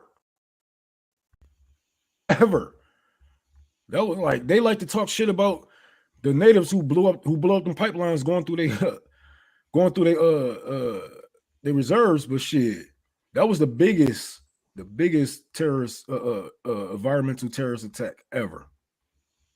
Meanwhile, those water protectors got brutalized under Democrats. Water hoses turned on them, and they were arrested and charged as domestic terrorists. That happened under Obama. That happened under Biden. Biden approved thousands of permits that were stalled under Trump for fracking and oil drilling. He also chose to make it illegal for rail workers to strike. The union president busted one of the largest strikes through executive order. He can't lower prices for us through executive order, but if we want to unionize and organize, nope, can't do that, can't strike. Then he used fascism against us and a lot, and people making up excuses for that shit. That's not fascism. Like, dude, look up the definition of fascism, man. Please. Look up the definition of fascism and tell me him breaking up the railroad strike isn't straight up fascism. Because you motherfuckers just be lying to themselves. And they criticized Trump for withdrawing from the Iran nuclear deal, while Biden campaigned on fixing it and never did. Instead, right now, under Biden, Iran is being bombed. So, you know, this fear mongering over how Trump would be worse, how? Aside from your fantasies of what's already being done to us under Biden, how would factually, on policy, in action, would Trump be worse? And I'm not saying he's good. I'm saying that they're both evil. There is no lesser evil. Their policy choices are mostly identical because, like Rome said, they're serving the same donor class. It don't make no sense to me to fight over the bullshit. Like, but they just like to imagine. They sit there and imagine Trump murdering you. I done seen so much bullshit that these people are what they say.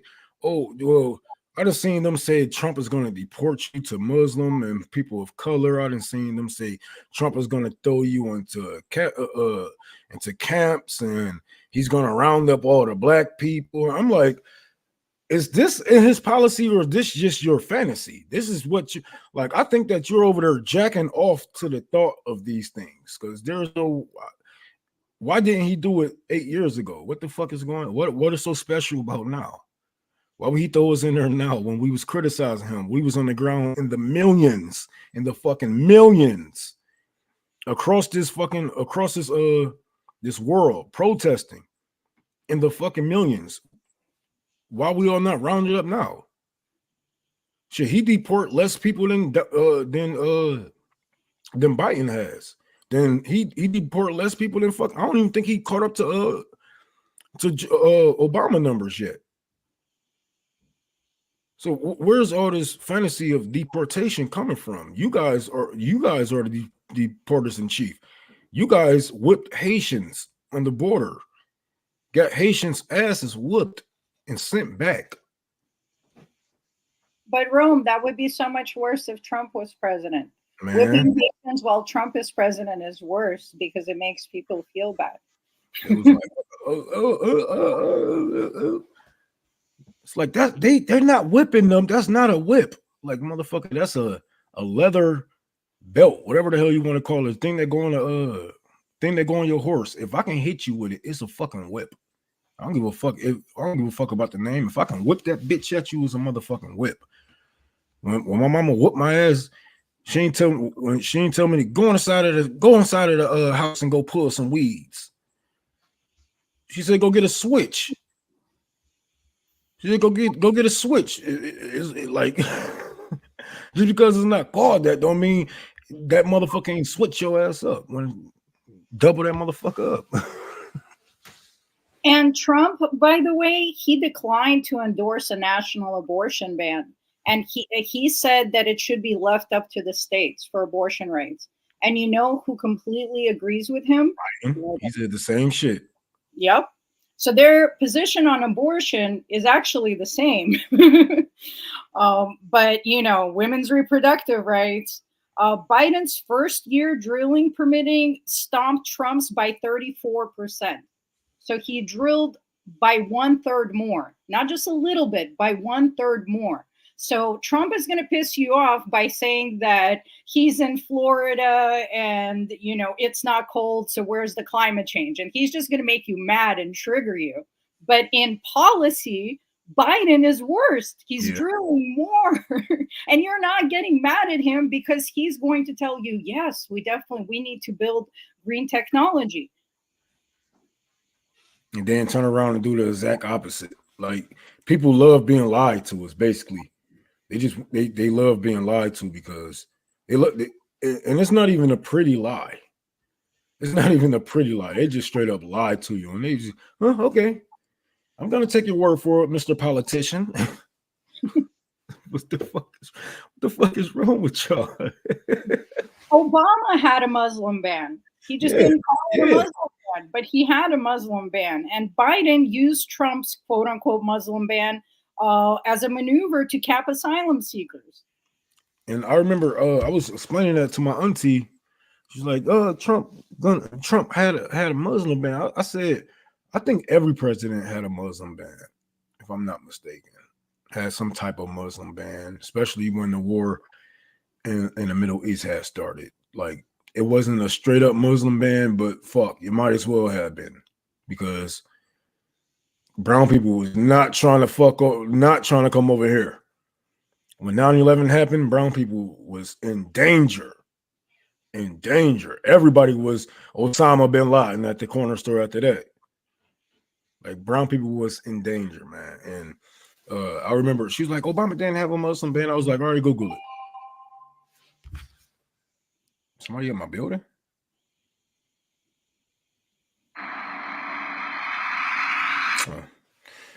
Kids walking past.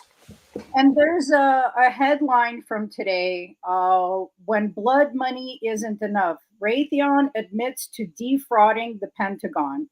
They're going to be paying a $950 million fraud and bribery settlement. So they're paying like a little $950 million fine, but they admit to defrauding the Pentagon. Like, it's in plain sight. And then we're labeled as conspiracy theorists for reading. How about this? You break up their whole operation and take all their fucking money. How about that? That sound way better to me, because if they do it once, shit, they probably did it, man, more than 3 times. I'm pretty sure somebody in the Pentagon that had something to do with that also, because you don't just default the fucking Pentagon and get away with some shit like that. Like, and for them to even still have protection to not even face prison time, that's fucking crazy. Because if I defraud the IRS, I'm gone. If I don't pay my taxes, I'm gone. But they can take from the fucking Pentagon. That should show you how much power these people actually have. I want to share my screen with you guys real quick. Oh, and we still got a goal going on, $1,200 for the library. We just got $150 from Luann. I don't know if I'm pronouncing that right. I know white people and black people pronounce it different ways, so forgive me. And K Boogie just sent 25. If you guys want to donate to my Cash App, Tour for the Poor, PayPal, Unholy Realm 6, Venmo, Tour for the Poor, all lowercase. If you need the 4 last digits, please let me know. Yeah, how many trillions was it that the Pentagon couldn't account for? Right. Like I said, everybody got a hand in doing that shit. Everybody was taking money. They just found some fall guys, and they was like, look, you ain't got to go to jail, but we do need some type of accountability. You know what I'm saying? We're going to wipe this shit off your record in probably like 10 years or so. You're not going to lose your job. You're not going to lose your position. We just need a fall guy. And that's exactly what's happening right now with this bullshit. Because ain't no way you can steal from the fucking Pentagon. and like, yeah, that shit. I'm not falling for that shit. They do nothing but fucking lie. But we got a feel good story. Good morning to everybody. Thank you for joining Rome's Rebellion. We got a feel good story right here with you guys. My I should say comrade. I don't know them personally, but me as a sex worker, as an ex-sex worker, I still have solidarity with all my sex workers, and I love to see them doing good things for people. You know, even you might think, hey, they make their money this way. That way. It don't matter how they make their money because we all sell our bodies. They just sell it for a cheaper price. But you still getting fucked. You know what I'm saying? You're getting fucked in a worse way, you know. Just for a cheaper price for $10 an hour. Town was destroyed by a hurricane, so I brought my friends so we could help as much as we can. Darian, you asked for stuff yesterday. I put the word out on the internet. These 5 ladies reached out. It's about to get cold. Imagine a generator, what it can do for our family to have heat. So we drove hours away to look for what they needed. Next, the town needed computers. 6 of these and then 6 more. We got 25 laptops and iPads. We spent $30,000 on food, generators, and a bunch of other stuff. I don't know what's going to be in this bad boy, but we're going to open this up. We're going to bless as many people as possible. This is what we got. Let's go! This is our first delivery of any of this. This is going to get kids back in school. Insane. Oh my God. I asked what survivors needed next. You know, $20,000 tiny homes for as many people that lost their homes. So we decided to give them one last surprise. We want to give you $1,000 to build the first one. Did you know how we paid for all this? No. With only money. Even better. Oh man, I love a good story. But that's what we should do, man. No matter how you get it, if you can get the resources, please, you know what I'm saying, help these people out. It don't take much, man. It really don't. The government makes it look like it is a hard thing to do because they don't want you getting any ideas. They don't want you having any ideas. They want you put in place. They want you to think that everything is hopeless and these people are helpless, but they are not, as long as you are willing to do something for these people. And no matter what your occupation is, no matter what you do for your job and with your life, you know, you can do something, man. You can do something, whether that be putting eyes on the situation or putting resources in these people's hands, because those generators are going to help multiple people. Those computers are going to help people like me and Zoe was just talking about, help those people actually get on the internet so they can actually apply for those for the $750 fucking dollars. They probably spent more money than our government did. That's crazy. I saw fucking FEMA all lined up. It was like 25 guys, and they was just carrying like a 2-pound log in between each other. Fireman and a 2-pound log in between 25 people. I'm like, we wasted resources on this shit? We could have been giving it to the sex workers. They know what to do with it. Our government ain't drop off no damn generators. They ain't drop off no laptops. They ain't drop off nothing for those people. They was like, well, here go a little food. Here you go. Goodbye. It got to the point that they was being so rude to the people, FEMA and the first responders, they was being so rude to the people that one of them got their ass whooped by the mountain people. They went up to the mountains with the white people that live in the mountains. They was rude to the white people that live in them. That's some dumbass shit. I went in the mountains one time. My face hurt. If people can live it like that, don't be rude to nobody who can live with their face hurting. That's just It's just dumb as hell. They already mad as hell, ain't got no resources, ain't got shit going on.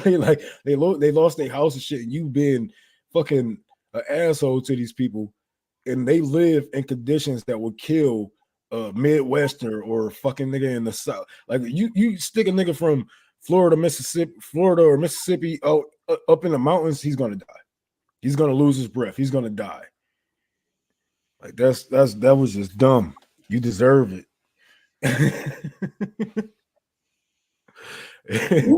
Meanwhile, though, for more feel-good stories, there's a major BRICS summit happening in Kazan, Russia, with all the major world leaders showing up. That's how isolated Russia is. And officially, BRICS now represents 43% of the global population, with multiple applications still being considered. It's just going to be a matter of time. So BRICS is going to be stronger than the G7, than any of their little Western empire clubs. It's going to represent a larger swath of the human population, larger GDP. And another thing that America has done is they set a world record of a new arms race. World defense spending is at an all-time high. Because America is building up military, everyone else has to. Russia was trying to avoid it. After the Soviet Union collapsed, by the way, that's when the Islamophobia started. You can tell by the movies, all the bad guys were Russians. And then suddenly they started becoming these terrorists, Islamic terrorists. So that's when they started going after the Middle East. That's how they manufacture their consent. And Russia offered to de-escalate. They actually wanted to keep treaties in place that would prevent building more nuclear weapons, would prevent expanding missile programs. But America was like, no, are you kidding me? That's how we make our money. we arm the world. That's our top industry. America needs war. The dollar is collapsing. Right now, more transactions in international trade are settled outside of the US petrodollar than ever before in history. US hegemony is coming to an end. They have nothing left to do but to start wars. Because that's all that's left. It's their weapons. They haven't built any infrastructure. They haven't built any relationships outside their borders besides the fucking little countries in fucking Europe. But shit, the 100, what is it, 152 countries that BRICS is representing right now? 52, 57, whatever, like 100 and something. That might not seem a lot with the many fucking countries in the world, but we have to look at the power that these countries are holding. We have to look at the populations of these countries. Like the population of China just swallow ours like tenfold. You know, Russia has a big population. India has a big population. Like these countries that are joining BRICS, you know, it's gonna be a fucking woo. It's gonna be a bloodbath for America. America is like a rabid dog that has bitten everybody on the block, right? Bitten everybody on the block, but they went into the wrong street. And now they see these bigger dogs because they have been attacking South America. They have been, you know, colonizing Africa, countries of Africa. They have been colonizing all around the world. But when it comes to China or Russia and all these other big ass dogs, they thought they was the biggest dog on the block. And now they ran around and tried to mark their territory and fucked around and got cornered in. And now they are barking and biting and biting, and it's not working. You're about to be put the fuck down. You're about to be put the fuck down. Like, do I feel bad? No, of course. I feel bad for the people who's gonna be in the crosshairs of this, because a lot of innocent people are gonna start starving. A lot of innocent people are gonna we are starving out, but it's gonna be worse. It's gonna get worse. Because I was speaking about this a month ago. I said when China started putting sanctions on us, don't start crying. And last month, China put sanctions on a weapon manufacturer that in America, They put what's that, tariffs or sanctions? I think it was sanctions. They put sanctions on America. So that's just one sanction. That's just one of them, and many more to come. If Russia put sanctions on us, countries in the Middle East start to put sanctions and tariffs. We already can't trade through the Red Sea. We lost trillions of dollars in the Red Sea.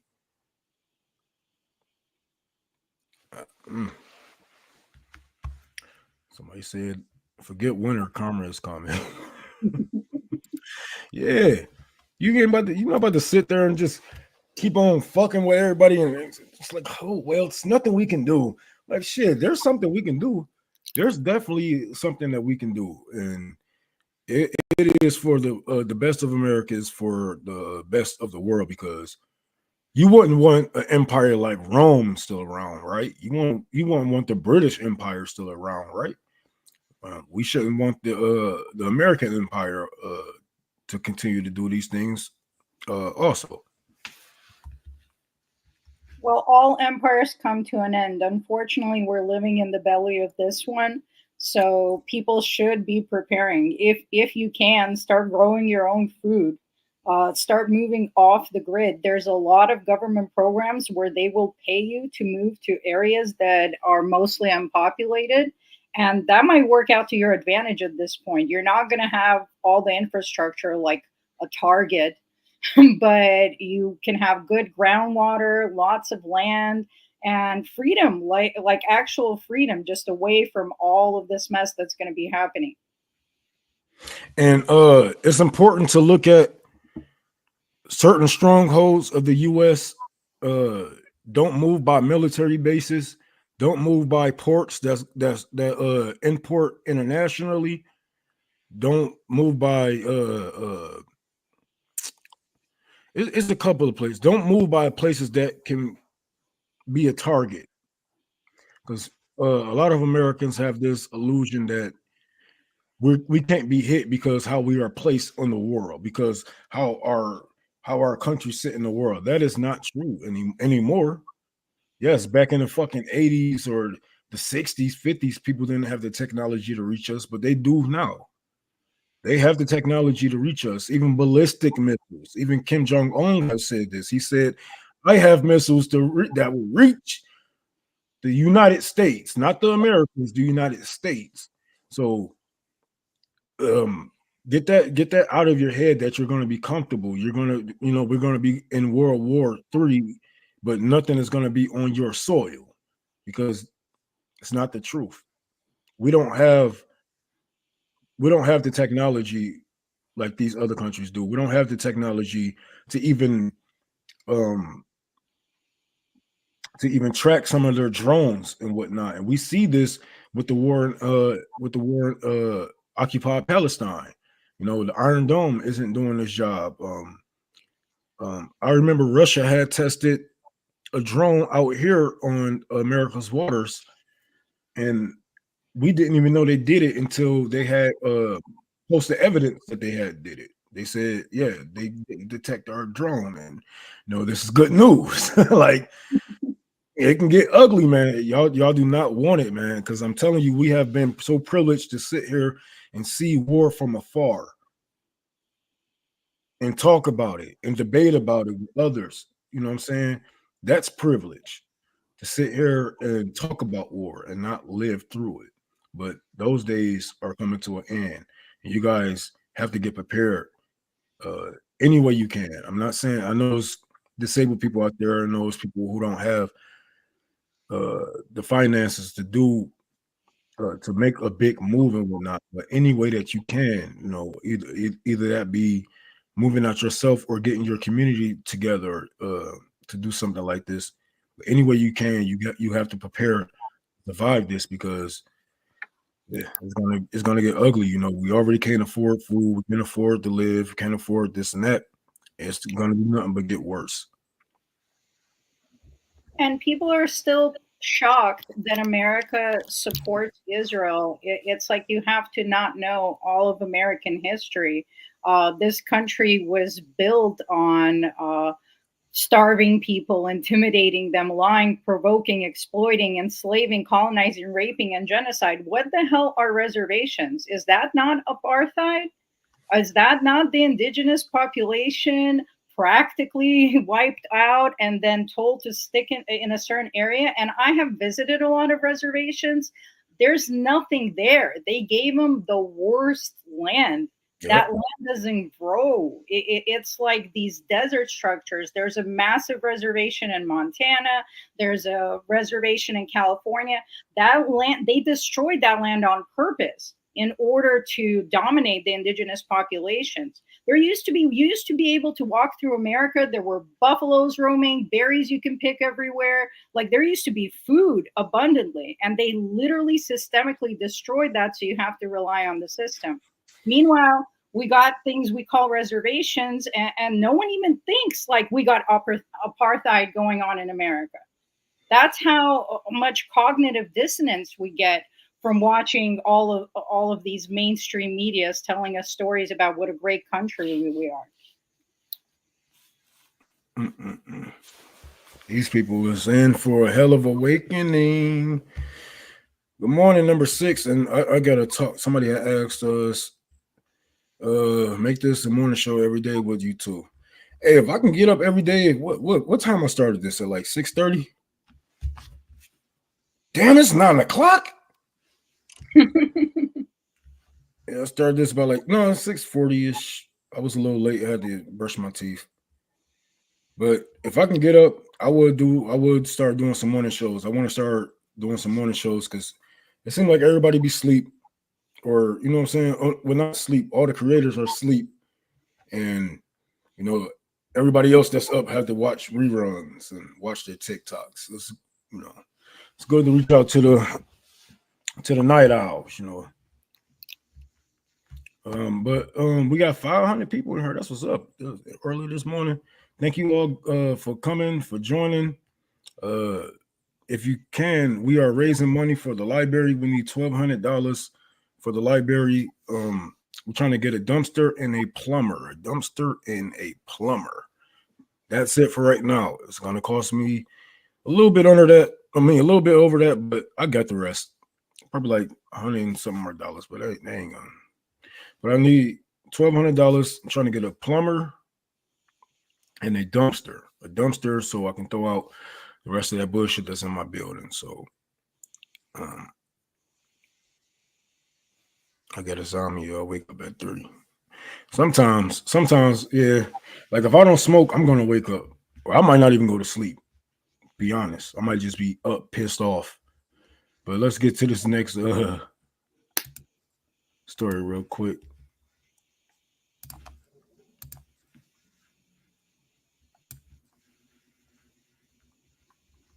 Motherfucker.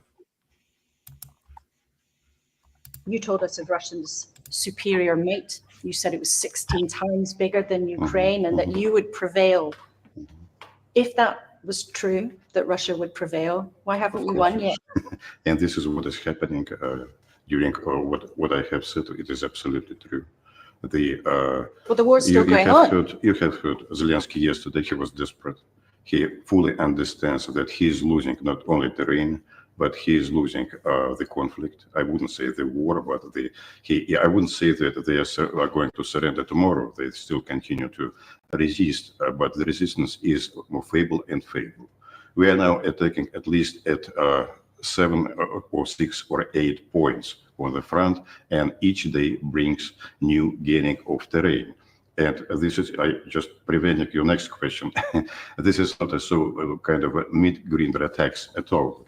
So we are attacking now by small but very mobile units with heavy preparedness of preparation before that of artillery, which is showing very low losses. But every day we are gaining more and more terrain. If we continue like that, then I do not know what's going to happen. Well, if you're gaining terrain, then when will you win by? Because it's curious, our viewers will remember 18 months ago, you told us with seeming great confidence that Russia would prevail, that you were so much bigger than Ukraine, that you had all this military might. And then 18 months later, we have this dreadful stalemate where soldiers from both countries are losing their lives day after day after day. Laura, I would advise you to read more attentively the newspapers, especially the recent days. So they are depicting what is happening in Kursk area. Half of what has been captured by Ukrainian troops has been already liberated. The other half will be.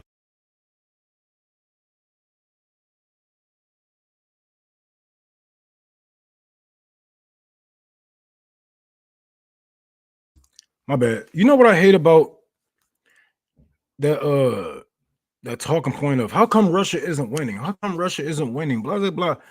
You guys are fighting Ukraine. No, they are not fighting Ukraine. Yes, they are fighting inside of Ukraine, but they are fighting NATO as a fucking whole. When you have NATO countries and some countries that isn't even in NATO, giving these people weapons, giving these people money, you know, intelligence and all kind of technology, you are fighting the world as a fucking whole. G7, whatever you want to call it, you are fighting them as a whole. Russia has already won. Russia has already won. This is why you don't see it too much on the, they don't talk about it too much on the mainstream media anymore, because Russia has already won. They already advanced on all fronts. They already then took over. Like if they wanted to, they can just name that motherfucker Russia if they wanted to. Russia has already won. This is why the DPRK troops are in there now, to help them out with certain things, certain intelligence, to rebuild. There's towns in Ukraine that Russia has already rebuilt. Russia has already won. So I don't get the talking point of how come you guys aren't winning. What the fuck are you talking about? How come you guys aren't winning? How come you guys aren't winning? How come y'all coming together as a whole to fight little old Russia and still getting your asses kicked?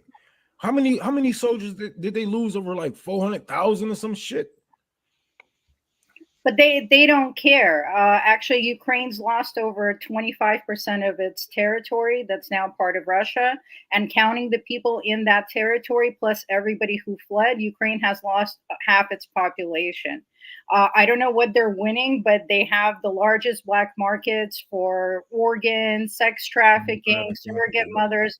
Yeah, it's a war-torn country. You can buy people for cheap. That's what happens. If you care about Ukrainians, you would want this war to stop immediately. These people have lost everything.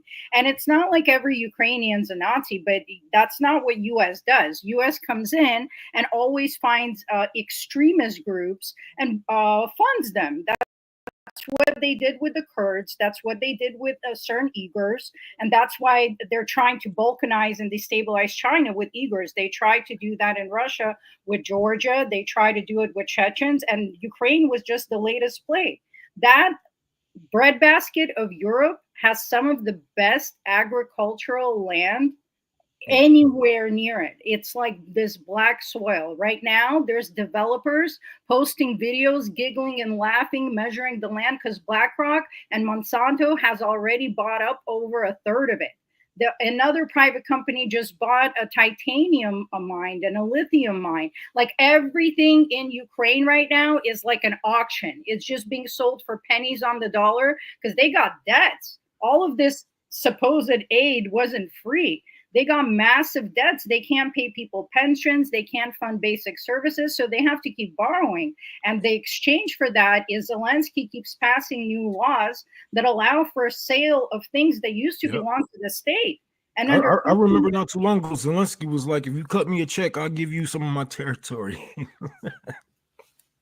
I mean, that's what's happening. Now it's just going to the highest bidder, and corporations don't care how many Ukrainians had to die or who's going to quote unquote win the war. Like Assange told us, America doesn't fight wars to win them. Yep. The war is just the cover so they can pillage and rape and steal. That's what America does everywhere. Did they win in Iraq? Did they win in Afghanistan? They spend trillions to replace the Taliban with the Taliban. But they got what they wanted financially. They stole resources. They stole territory. This shit is crazy. It's stupid. It's stupid as hell because I would not be giving up my territory. But BlackRock, they got their mouth watering. They are ready to rebuild. They are ready to gain more capital over there in Ukraine. This is what Zelensky is going to get, and Zelensky will be dead pretty soon. I'm pretty sure either he died before this election is over, or he's going to die after, like soon after. But sooner or later, they're going to have to get rid of that man because, yeah, that's just what they do. You know, they give these people power for a little bit of time, and then they find a reason to overthrow him. And like I was just saying this yesterday, Harris had even warned him. He said she told him to pick his successor. So he'd be gone pretty soon. Zelensky will be dead pretty soon, and Ukraine will be up for grabs once again. It's a tragedy. You know, these people are really the same people. These identities are so manufactured. Now you're Ukrainian, you're a Russian. Like, these people lived under communism in total peace. There were fascistic forces that communism constantly had to combat, especially in Western Ukraine, where they welcomed the Nazis, where they committed such atrocities. The Nazis were like, whoa there, hold up. Like, that's too far. Yeah, to make Nazis cringe, that takes a lot of effort. So communists just spent decades building solidarity amongst the people, providing for their needs. You know, when people's needs are provided, suddenly the hatred goes down because you're chilling, you're feeling good, you're going to the beach, you have enough food. We had champagne and caviar nonstop in the Soviet Union. It was a Stalin program because the capitalists used to boast about how well they're doing. So he thought if everyone had champagne and caviar in the Soviet Union, we could outdo the capitalists. So literally, as a kid, I hated caviar. It was so abundant. It was always on the dinner table. And then I get here and it's like, no, this is for the elites. You can't afford these fish eggs. Fish eggs. It's crazy. Communism was a really good system. And, you know, Putin, still a third of the Russian government is pro-communist. And Putin, what he says, because he needs to play both sides, is that anyone that doesn't miss communism doesn't have a heart, but anyone that wants to restore it doesn't have a brain. That's his stance on it. So yeah, that's why I was speaking on this. Like, I have a lot of disagreements with Vladimir Putin, especially about the USSR and communism. Like, it just seemed so ironic. Is that the word I'm looking for? Like, to be born and raised in the USSR and have disdain for it. Like, it wasn't one of the best fucking things that we have out right now that we had around that time. Yes, it was a military might, but that's just the way that they had to live, knowing that the world was trying to put their foot on their fucking necks for even embracing communism the way that they have. It was the Soviets' attempt to normalize relationship with America. They kept trying for decades, and you can see Putin talking about it. Like, look, we're not communists anymore. We're capitalists like you. Now can we trade? Now can we live in peace? And they kept doing that for decades. Putin just said that like 2 months ago. He was like, I don't get why they hate us. We bourgeois. We bourgeois too. Like, he admitted it. Like, yeah, I'm bourgeois. I don't know why they hate me. But at the same time, you have this population that was accustomed to the benefits of communism. So until today, it's something like 90% home ownership. People kept all their homes that they got for free under communism. They still get free healthcare. They still get free childcare. Actually, Russia pays you money per kid you have. And for each extra kid, you get paid more, because they have massive land. They're the largest country on earth. Maybe people forget that, but their population isn't enough to cover all of that territory. So that's why Russia's pushing all of these family values and things. They need people. And right now with the war, you constantly have to replace your population. So there's a lot of beneficial programs that incentivize people having more children, like maternity leave for years. Paternity leave. And see, what Putin don't understand is he's not going to get a big population through the nuclear family. He's not going to get a population through the nuclear family. He needs to be progressive in more ways. Like let them be poly, you know what I'm saying? Let them be openly gay, you know what I'm saying? Let them just be them, you know what I'm saying? Give them the right to let them do what they will with their own bodies, you know what I'm saying? Like he need to be more progressive if he want to see his country grow. And yes, he does a lot of great things for these people, but they are still suppressed in many ways, you know. You can't really speak up about it because there ain't no free speech. It's a different culture, and all over the world people have different cultures, and they don't see progress the same way that Americans do. By the way, to do some myth busting, there's a massive gay bar in the center of Moscow. So don't buy into Western propaganda about how suppressed people are. It's not how you think. It's a gay bar in the middle of Moscow? Yes, because it's they don't endorse it, but they don't suppress Can't do nothing about it. the way America pretends they do. You are free to do what you're going to do, but Russian culture in general doesn't believe in like outward displays of public affection. Even if you're a straight couple, it's just seen like that's what you do in your bedroom. And Putin has been on record many times saying it's none of our business what you're doing at home. He's just against people doing anything in public. Being loud and proud, like, hey, you can be gay, just be a little quiet. You too loud. Your rainbow a little bit too bright. But that's how the culture is in general. Like even people don't smile as often. They see Americans as fake, like smiling all the time. People will be like, it's too early to smile. Like that's the culture. Like so basically, Russians are New Yorkers.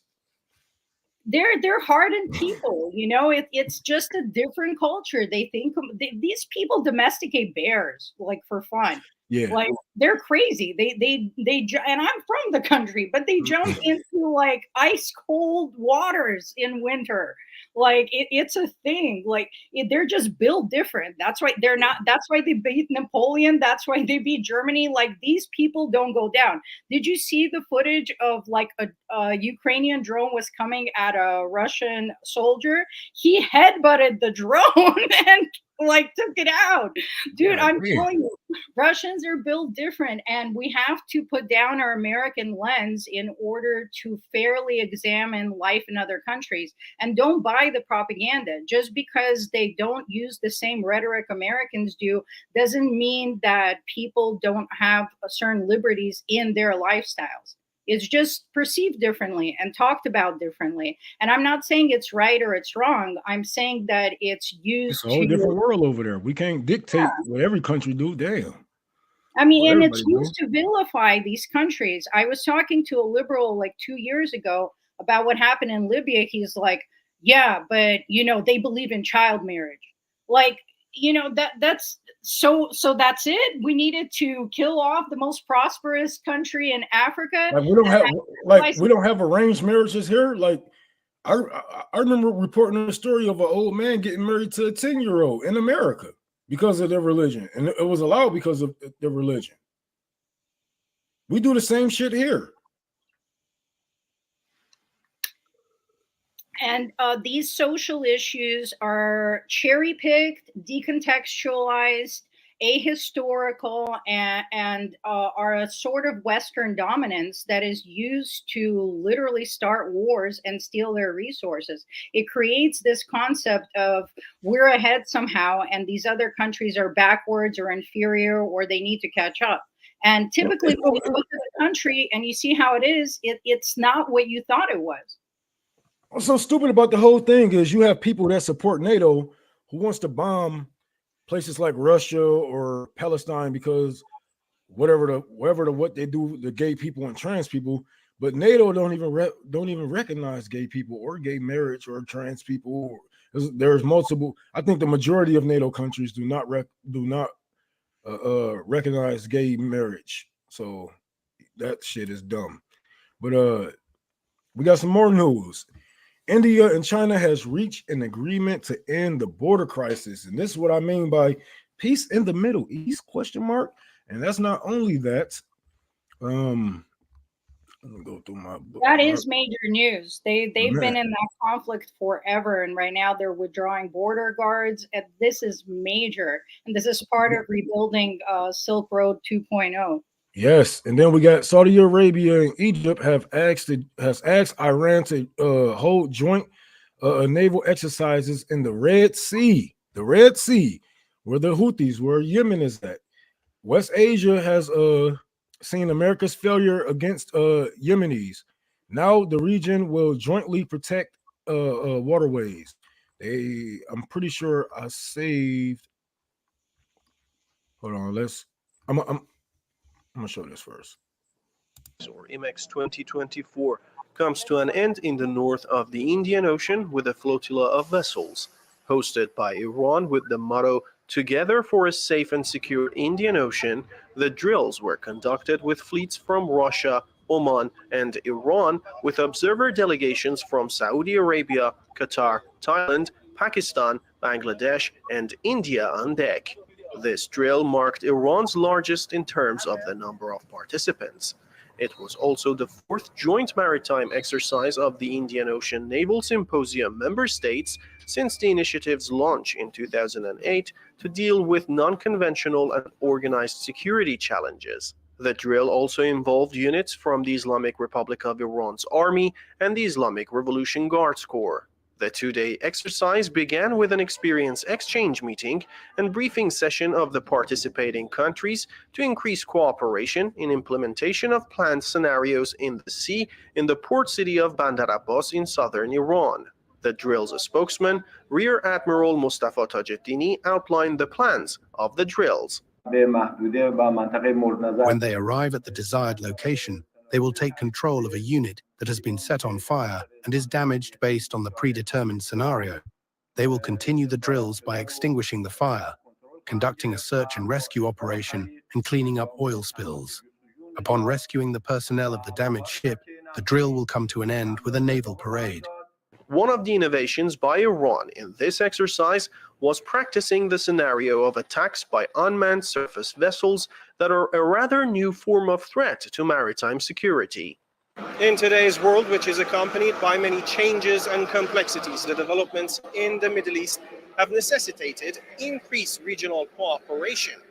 In such a time, holding this maritime exercise plays an essential role in the shifting political and security landscapes. The northern part of the Indian Ocean is a key intercontinental maritime transit region. The sailing routes in this ocean include the strategic Strait of Hormuz, Malacca, and Bab el-Mandab, with over one-third of the global commodity trade flowing in this area. Thus, the northern Indian Ocean has become one of the most complex security environments in the world that is vulnerable to regional instability and various challenges. However, Iran believes regional nations are capable of dealing with them. There have always been efforts by extraterritorial forces to depict the Indian Ocean region as an insecure region because most maritime exchanges take place in it. This drill shows the regional countries have upheld security in the Indian Ocean, and there is no need for the presence of unjustified foreign forces in the region. Not only regional maritime security, but also the international economy's security is now in place. This is not the first time Iran has described foreign naval presence in the region unjustified. Tehran has time and again said regional countries are capable of maintaining security in the strategic international waters. Holding IMEX 2024 not only strengthens maritime cooperation, but also increases Iran's credibility and influence at the international level as an effective response to anti-Iranian scenarios. This exercise showed the determination of the regional countries to create a common security foundation that can help strengthen regional peace and stability, especially in the Indian Ocean and beyond. Mahdi Abbasian, RT, north of the Indian Ocean. I got one more video. This one is China. Over a recent period of time, China and India have been in close communication through diplomatic and military channels on issues related to China-India border. Now, the two sides have reached resolutions on relevant matters, which China speaks highly of. Going forward, China will continue to work with India to implement these resolutions. On the bilateral meeting that you mentioned, I answered similar questions yesterday. So to everybody who can't understand them, basically the heat is on. Man, this is the world is changing, you guys. The world is changing, and not only for the better. Yes, things are getting worse for a lot of people, but there's a lot of change that's happening up under our nose that the media do not want you to fucking even know about, let alone think that's even possible. China and India has fixed their fucking border crisis. Like, holy fuck, you guys. I don't know if you know how deep this shit goes or how much, how hard they had to been working on something like this, because that's been going on way before we was even thought of. And for Saudi Arabia, Iran, the Houthis, all to be sharing the fucking Red Sea, protecting it. Like, this the shit that I'm talking about, you guys. This the resistance that we need against the empire. This is the resistance that we need to actually have somebody to combat the empire, though. It's so fucking beautiful. But what do you think, Zoe? It is beautiful. It honestly is the last thing that anyone that comes to me and says, my God, we got all these problems, they're feeling hopeless. I'm like, don't worry. China and Russia, they're working on it. They're quietly building infrastructure, creating trade. Right now, major things are happening in Africa that are so inspirational. I don't know how close you've been following, but first of all, Niger kicked out the U.S. The U.S. built a major $1 million base, and they got kicked out of it. If you want to cheer yourself up, just look at the footage of the U.S. Soldiers just like lowering their heads, walking off the base, like getting kicked out, while the proud Nigerians are standing there with weapons, just like, that's right, get the fuck out of our territory. And in Burkina Faso, their leader is just amazing. He's picked up the mantle of Sankara. He's helping them build infrastructure. Right now, he just delivered something like 50 tractors to help them develop their own food supply. Like, he's actually focusing on infrastructure. He got rid of all luxuries. You see, he wears that one outfit. He has mediocre car, nothing luxury. Everything is being invested in the people. They're starting their own mining. They're like, why has all of these resources been going to Europe? We're going to mine it and process it here and create wealth for our people and our country. So that man's got a target on him. Yeah, he survived 37 assassination attempts so far. I'm like, he about to see Fidel Castro numbers in no time. Oh my God, you took the words out of my mouth. Yes. And he's planning on joining BRICS. They're planning on joining BRICS. So this is gonna be a sight to fucking see, man.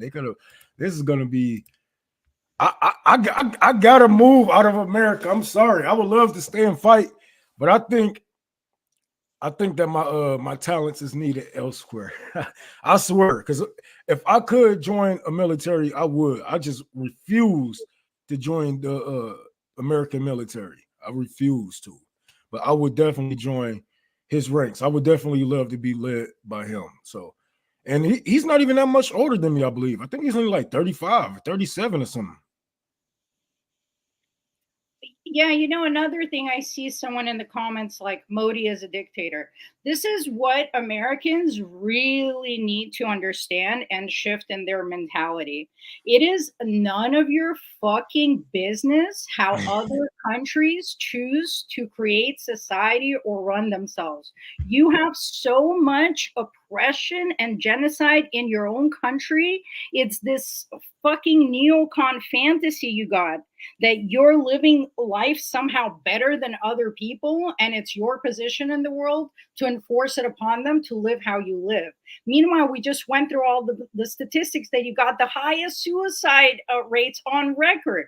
We incarcerate more of the global population in America, even though we're 5% of the global population, than any other country.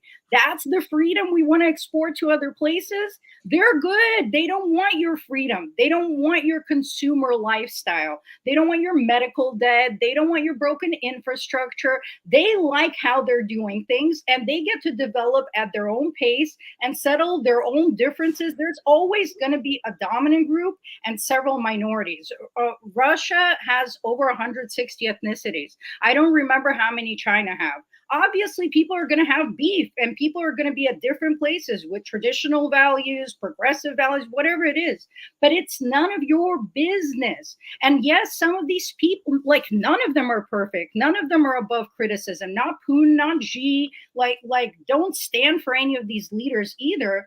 But what they are doing is not telling each other how to live and building relationships that are mutually beneficial and designed to improve material conditions of everybody. And what is your definition of a dictator? Because this man has nationalized goods. What kind of dictator would nationalize goods? A dictator would take all those resources and benefit him and his 1% buddies. Now that's a fucking dictator. A dictator would have everybody up under his whim, you know, everybody up under his heel. And for Americans to call anybody a dictator is just hilarious to me, seeing that we have schools that teach you how to be a dictator. They teach you in America how to be an African warlord. They teach you in America how to take over countries in South Americas. So, you know, you can't call people dictators when you are the ones who give birth to dictators. You are the ones who teach people how to be dictators and how to run these countries, how to overthrow these countries. They have schools that basically prep you to be a CIA, FBI agent, MIB agent. They have schools that this is why what the King of Jordan, where the fuck is he from? Where's the King of Jordan from again? I know he's from the West. There's another fucking motherfucker. Oh, the person who tried to overthrow Venezuela. We tried to overthrow Venezuela multiple times this year. This year, that is dictatorship. These people are elected by the fucking people. So yeah, I'm not falling for the American tongue. This is a dictator. That's a dictator, nigga. Shut the fuck up. You've been ruled by two parties. Well, really one party your whole fucking life. You have no room to say who's a dictator and who isn't. But Rome, what about Venezuela's stance on abortion? Maybe we should invade them and help them become more progressive. See, this is what a lot of Americans do, and they don't even realize they're doing it. You don't have a system that provides a good standard of living. And like, do you know 80% of the world's opioids are used in US and over 90% of the world's Vicodin? This is not a happy society. Why are you guys trying to, you know, export your depressive lifestyles, this individualism? You really need to, yeah, you really need to respect how other countries are living and be a little less judgmental and more curious. Understand that you don't know what it's like to live there from Western propaganda and movies. You need to actually go see the place, go feel the place, see how people are living, see how people are more hospitable. Like, people all over the world, they really open their houses and their hearts to you. They really do. But they might not live exactly how you see fit. And you have to respect other people's choices. They're not invading your country or telling you what to do. And then these are the same people who would talk shit about Kim Jong-un being a dictator, but every time his people need help, He's out there front line. If he was hated by his people, if he was a dictator and hated by his people, he wouldn't be able to show his face without multiple bodyguards and helicopters flying over him and jets protecting him. The people will want a piece of him. But he's there every time when there was flooding going on. He was out there on those boats saving people. Every time there's a new project going on, he makes sure he's one of the first ones there, helping them map out blueprints so they can know what zones, how to build and whatnot. He's a fucking great leader. He's a great leader. He's a strong leader. He's so strong that he's one of the only countries, one of the smallest countries in the world that hasn't been invaded by the U.S. He's a great, great leader. He's a great example of what a strong leader should be, is what people should say when they are facing the empire. Do you see Joe Biden out there? You don't see Kamala Harris out there. You don't see none of this shit. They can barely give you $750 when your fucking house blow the fuck away. We don't even got infrastructure for shit like that to stop the hurricanes. But we got money to go to all these other countries and blow up their shit. Like, come on now. Yeah, Biden only visited East Palestine while campaigning. He completely ignored him before that. And right now, cancer rates and deaths are crazy in that area. But these leaders do care. And, as far as cultural differences, in North Korea, men walk around holding hands. Like, not because of any orientation. They just have this closeness and camaraderie amongst the people, and they don't have this toxic masculinity thing. So they're just more affectionate. You really got to travel. You really got to immerse yourself. Not you personally. Like, all Americans should leave America at some point in their life and go to one of the countries that America tells you to hate, and just be amongst the people and see how you feel. Because I promise you, there's a solidarity and a camaraderie you're going to experience that you don't get to feel in America.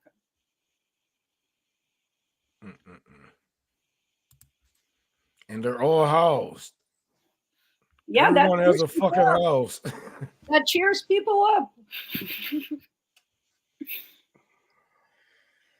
Oh God, I don't know what the fuck we're gonna do with these people, man. I don't know what the fuck we're gonna do with these people. We almost got 600 people in here. Please like the stream, share, comment. Thank you guys for coming out so early. Thank you everybody who stuck with us. We got one more story we're gonna get into, and I'm gonna let you guys get your morning started. If you can, please donate to the library. We got a goal for $1,200 or $1,000, however the fuck you want to call it. We're trying to get a dumpster and a plumber. A dumpster and a plumber. That's what we are trying to get right now. So if you can, please donate to my Cash App Tour for the Poor, PayPal, Unholy Rome 6, Venmo, Tour for the Poor, all lowercase. We're trying to get a dumpster and a plumber. We need $1,200. Thank you all for donating so far. If I have time later on today after Nick and I think who's doing the show today? What's today? Tuesday? Yeah, Nick's doing one. He's doing a post-duopoly show at 8 p.m. Eastern time. All right, so I might do one after him, before him. If not, I'll do another show in the morning. So either one. I'm not gonna. I probably won't schedule anything because fuck it, you catch me if you can. I'm the gingerbread man, motherfucker. Like, but please donate to the library. We're trying to get this shit together. I know a plumber, but he lives way up north. Is you in Michigan? No limit records with the thumbnail. Kids don't know about no limit records. No limit soldiers.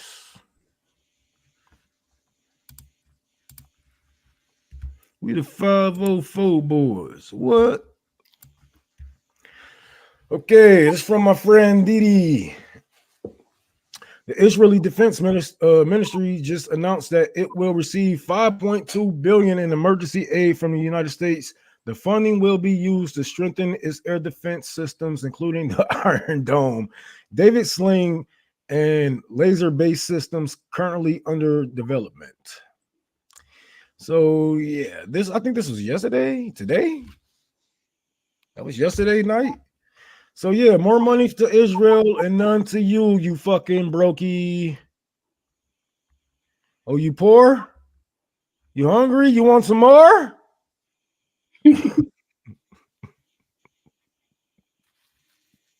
And people should have no illusions. U.S. troops are on the ground in Hell Gaza. yeah. I just saw a U.S. troop get his ass shot. And then I saw a Canadian get shot with an Australian next to him. He's like, "Oh fuck, I'm hit. You look good, mate." I saw that video.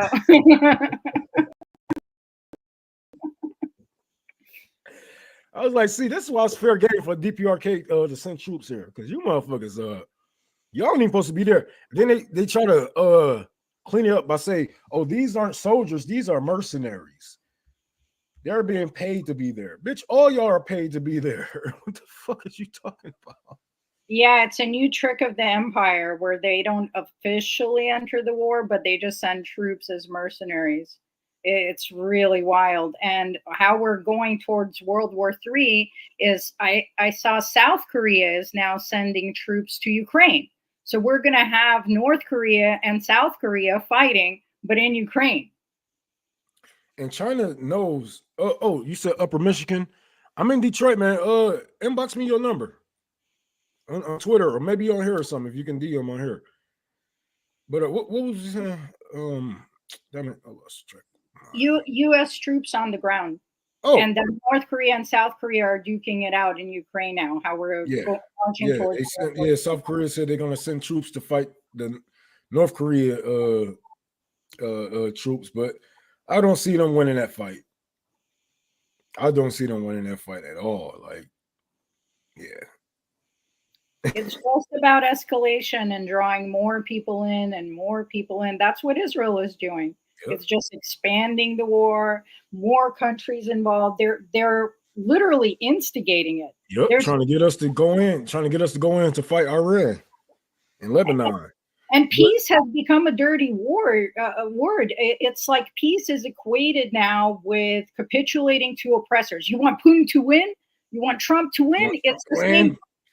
It's the same thing. Like they create these cartoon villains, and then any opinion you hold, any information you have is disqualified because, hello, we got this villain to beat. Genocide will be worse under Trump. So as long as you believe there's this fantasy evil, you're excusing all the real evil that's happening in front of your face. That's why I just tell them like Bernie Mac. I ain't scared of none of you motherfuckers. I ain't scared of none of you motherfuckers. Oh, Trump gonna be worse. I'm not scared. I'm not afraid. Trump gonna do this. I'm not afraid, bro. I'm not afraid of none of your hypotheticals.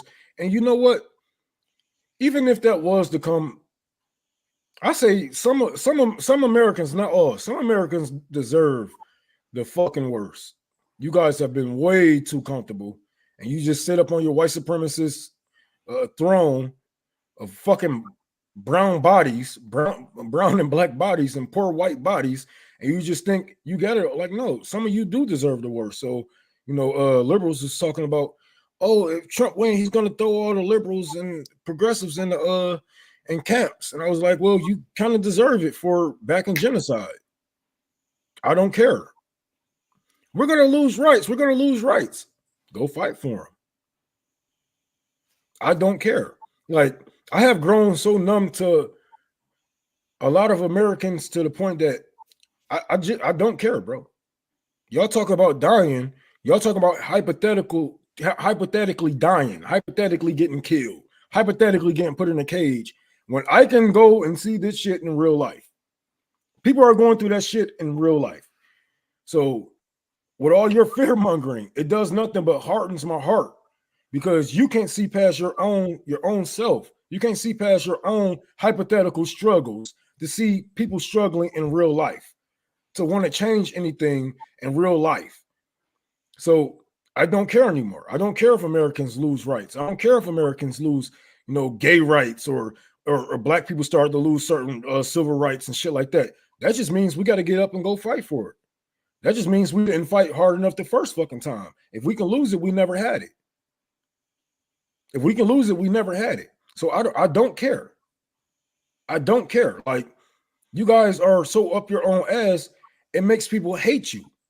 It makes people resent you. It makes people not want to do anything for you but wish death upon you. Because you can sit here and say, like, it's that one fucking tweet going around like, oh, well, if more Palestinians' deaths can win her a White House, then so be it. Yeah. And that's how all of them sound. Yes, I understand there's a genocide going on, but we got to save our own ass first. It makes me not care. Because if they are doing it to those people, what makes you think they want to do it to our people? What makes you, if they can bomb children and bomb hospitals, what makes you think they won't kill your children? You think you're that comfortable. You think you're that safe because you are in the empire. And you wonder why people hate Americans. It's not because of your fucking, bad whoop. They hate us because of our freedom. It's not because of your freedoms. They hate you because you are ignorant, because you are dumb, because you are weak, because you refuse to stand up when the rest of the world is. You refuse to give up something. We're not even asking you to give up your house. We're not asking you to give up your livelihood. We're not asking you to quit jobs and travel around to go protest. We're not asking you for any of that. We ask you to speak up, and you can't even do that. And this is why the world hates Americans. And in the near future, Americans will not be able to go anywhere without being spit on.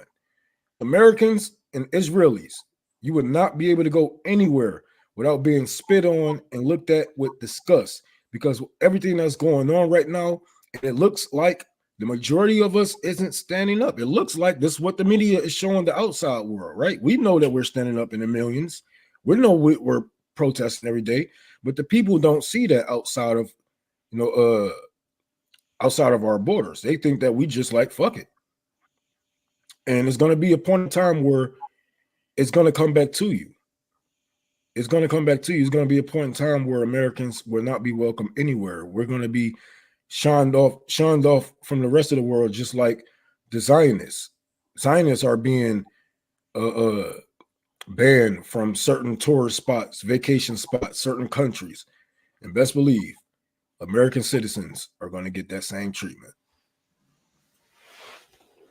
So get out while you can. Telling you. Good looking, Eric. Good looking. I be trying to tell y'all, like, hey, we only got so much time, but I'm gonna let y'all get y'all morning started. We've been here for 3 hours. God damn. I ain't gonna lie. It kind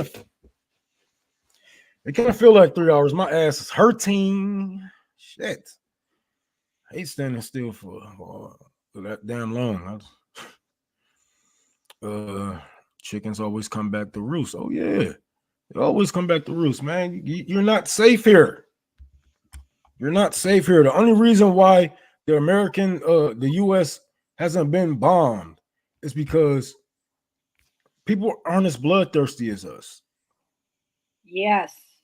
They're not as bloodthirsty. Russia can easily bomb us. China can easily bomb us, easily take us out, easily. They have a military, their military strength is just untouchable right now. If they wanted to, if they was bloodthirsty, we would have been gone. But stop thinking everybody is like you. Stop thinking everybody is like, oh yeah, they're gonna kill us. Y'all thought the same shit about black people. This is why they didn't want to set black people free. Well, if we free them, then they're gonna come back and kill us. Have we? I mean, Nate Turner did, and John Brown did, but not too many of us. It wasn't enough to actually put a dent in that shit. But hey, but anyways, good morning, everybody. Good morning, good morning, good morning. Get your day started. I hope you have a revolutionary day. I hope you have the best day ever. Once again, we are raising money for the library. If you can, please Donate 5, 10, 5 cents, $1. Anything that you can, donate to my Cash App, Venmo, or PayPal. We're going to be at the library pretty soon. My kids are going to Florida with my girlfriend. So I'm going to have a whole week to myself to walk around my house naked and play helicopter, helicopter. No, I'm gonna be at the library for that week. I'm gonna be doing live shows. I'm gonna try to get Zoe to try to produce something. So, because I'm gonna be on my phone there, but I'm working on stuff so I can actually talk to y'all and show y'all how to repipe, how to do plumbing, you know, laying down floors, whatever I'm doing next. And I will be raising money for drywall pretty soon. So, just trying to get everything together. It's almost there. Just got to work on the bathroom floor, repipe, and I can open up this building. If everything goes right, I might be able to open it by my birthday, but I don't want to open it during the winter. But I kind of do, so homeless people will have somewhere to go. Right? I don't know. I don't know. Anyways, donate what you can. I love you guys. Thank you, Zoe, for coming on. Spending some well-needed knowledge. Always a pleasure, Rome. Oh, yeah. I'm gonna talk to you in a little bit. I'm about to go smoke. I ain't gonna lie. I'm about to go smoke a cigarette. I need a cigarette. Well, okay, you guys. Love you. Take care. Love and solidarity.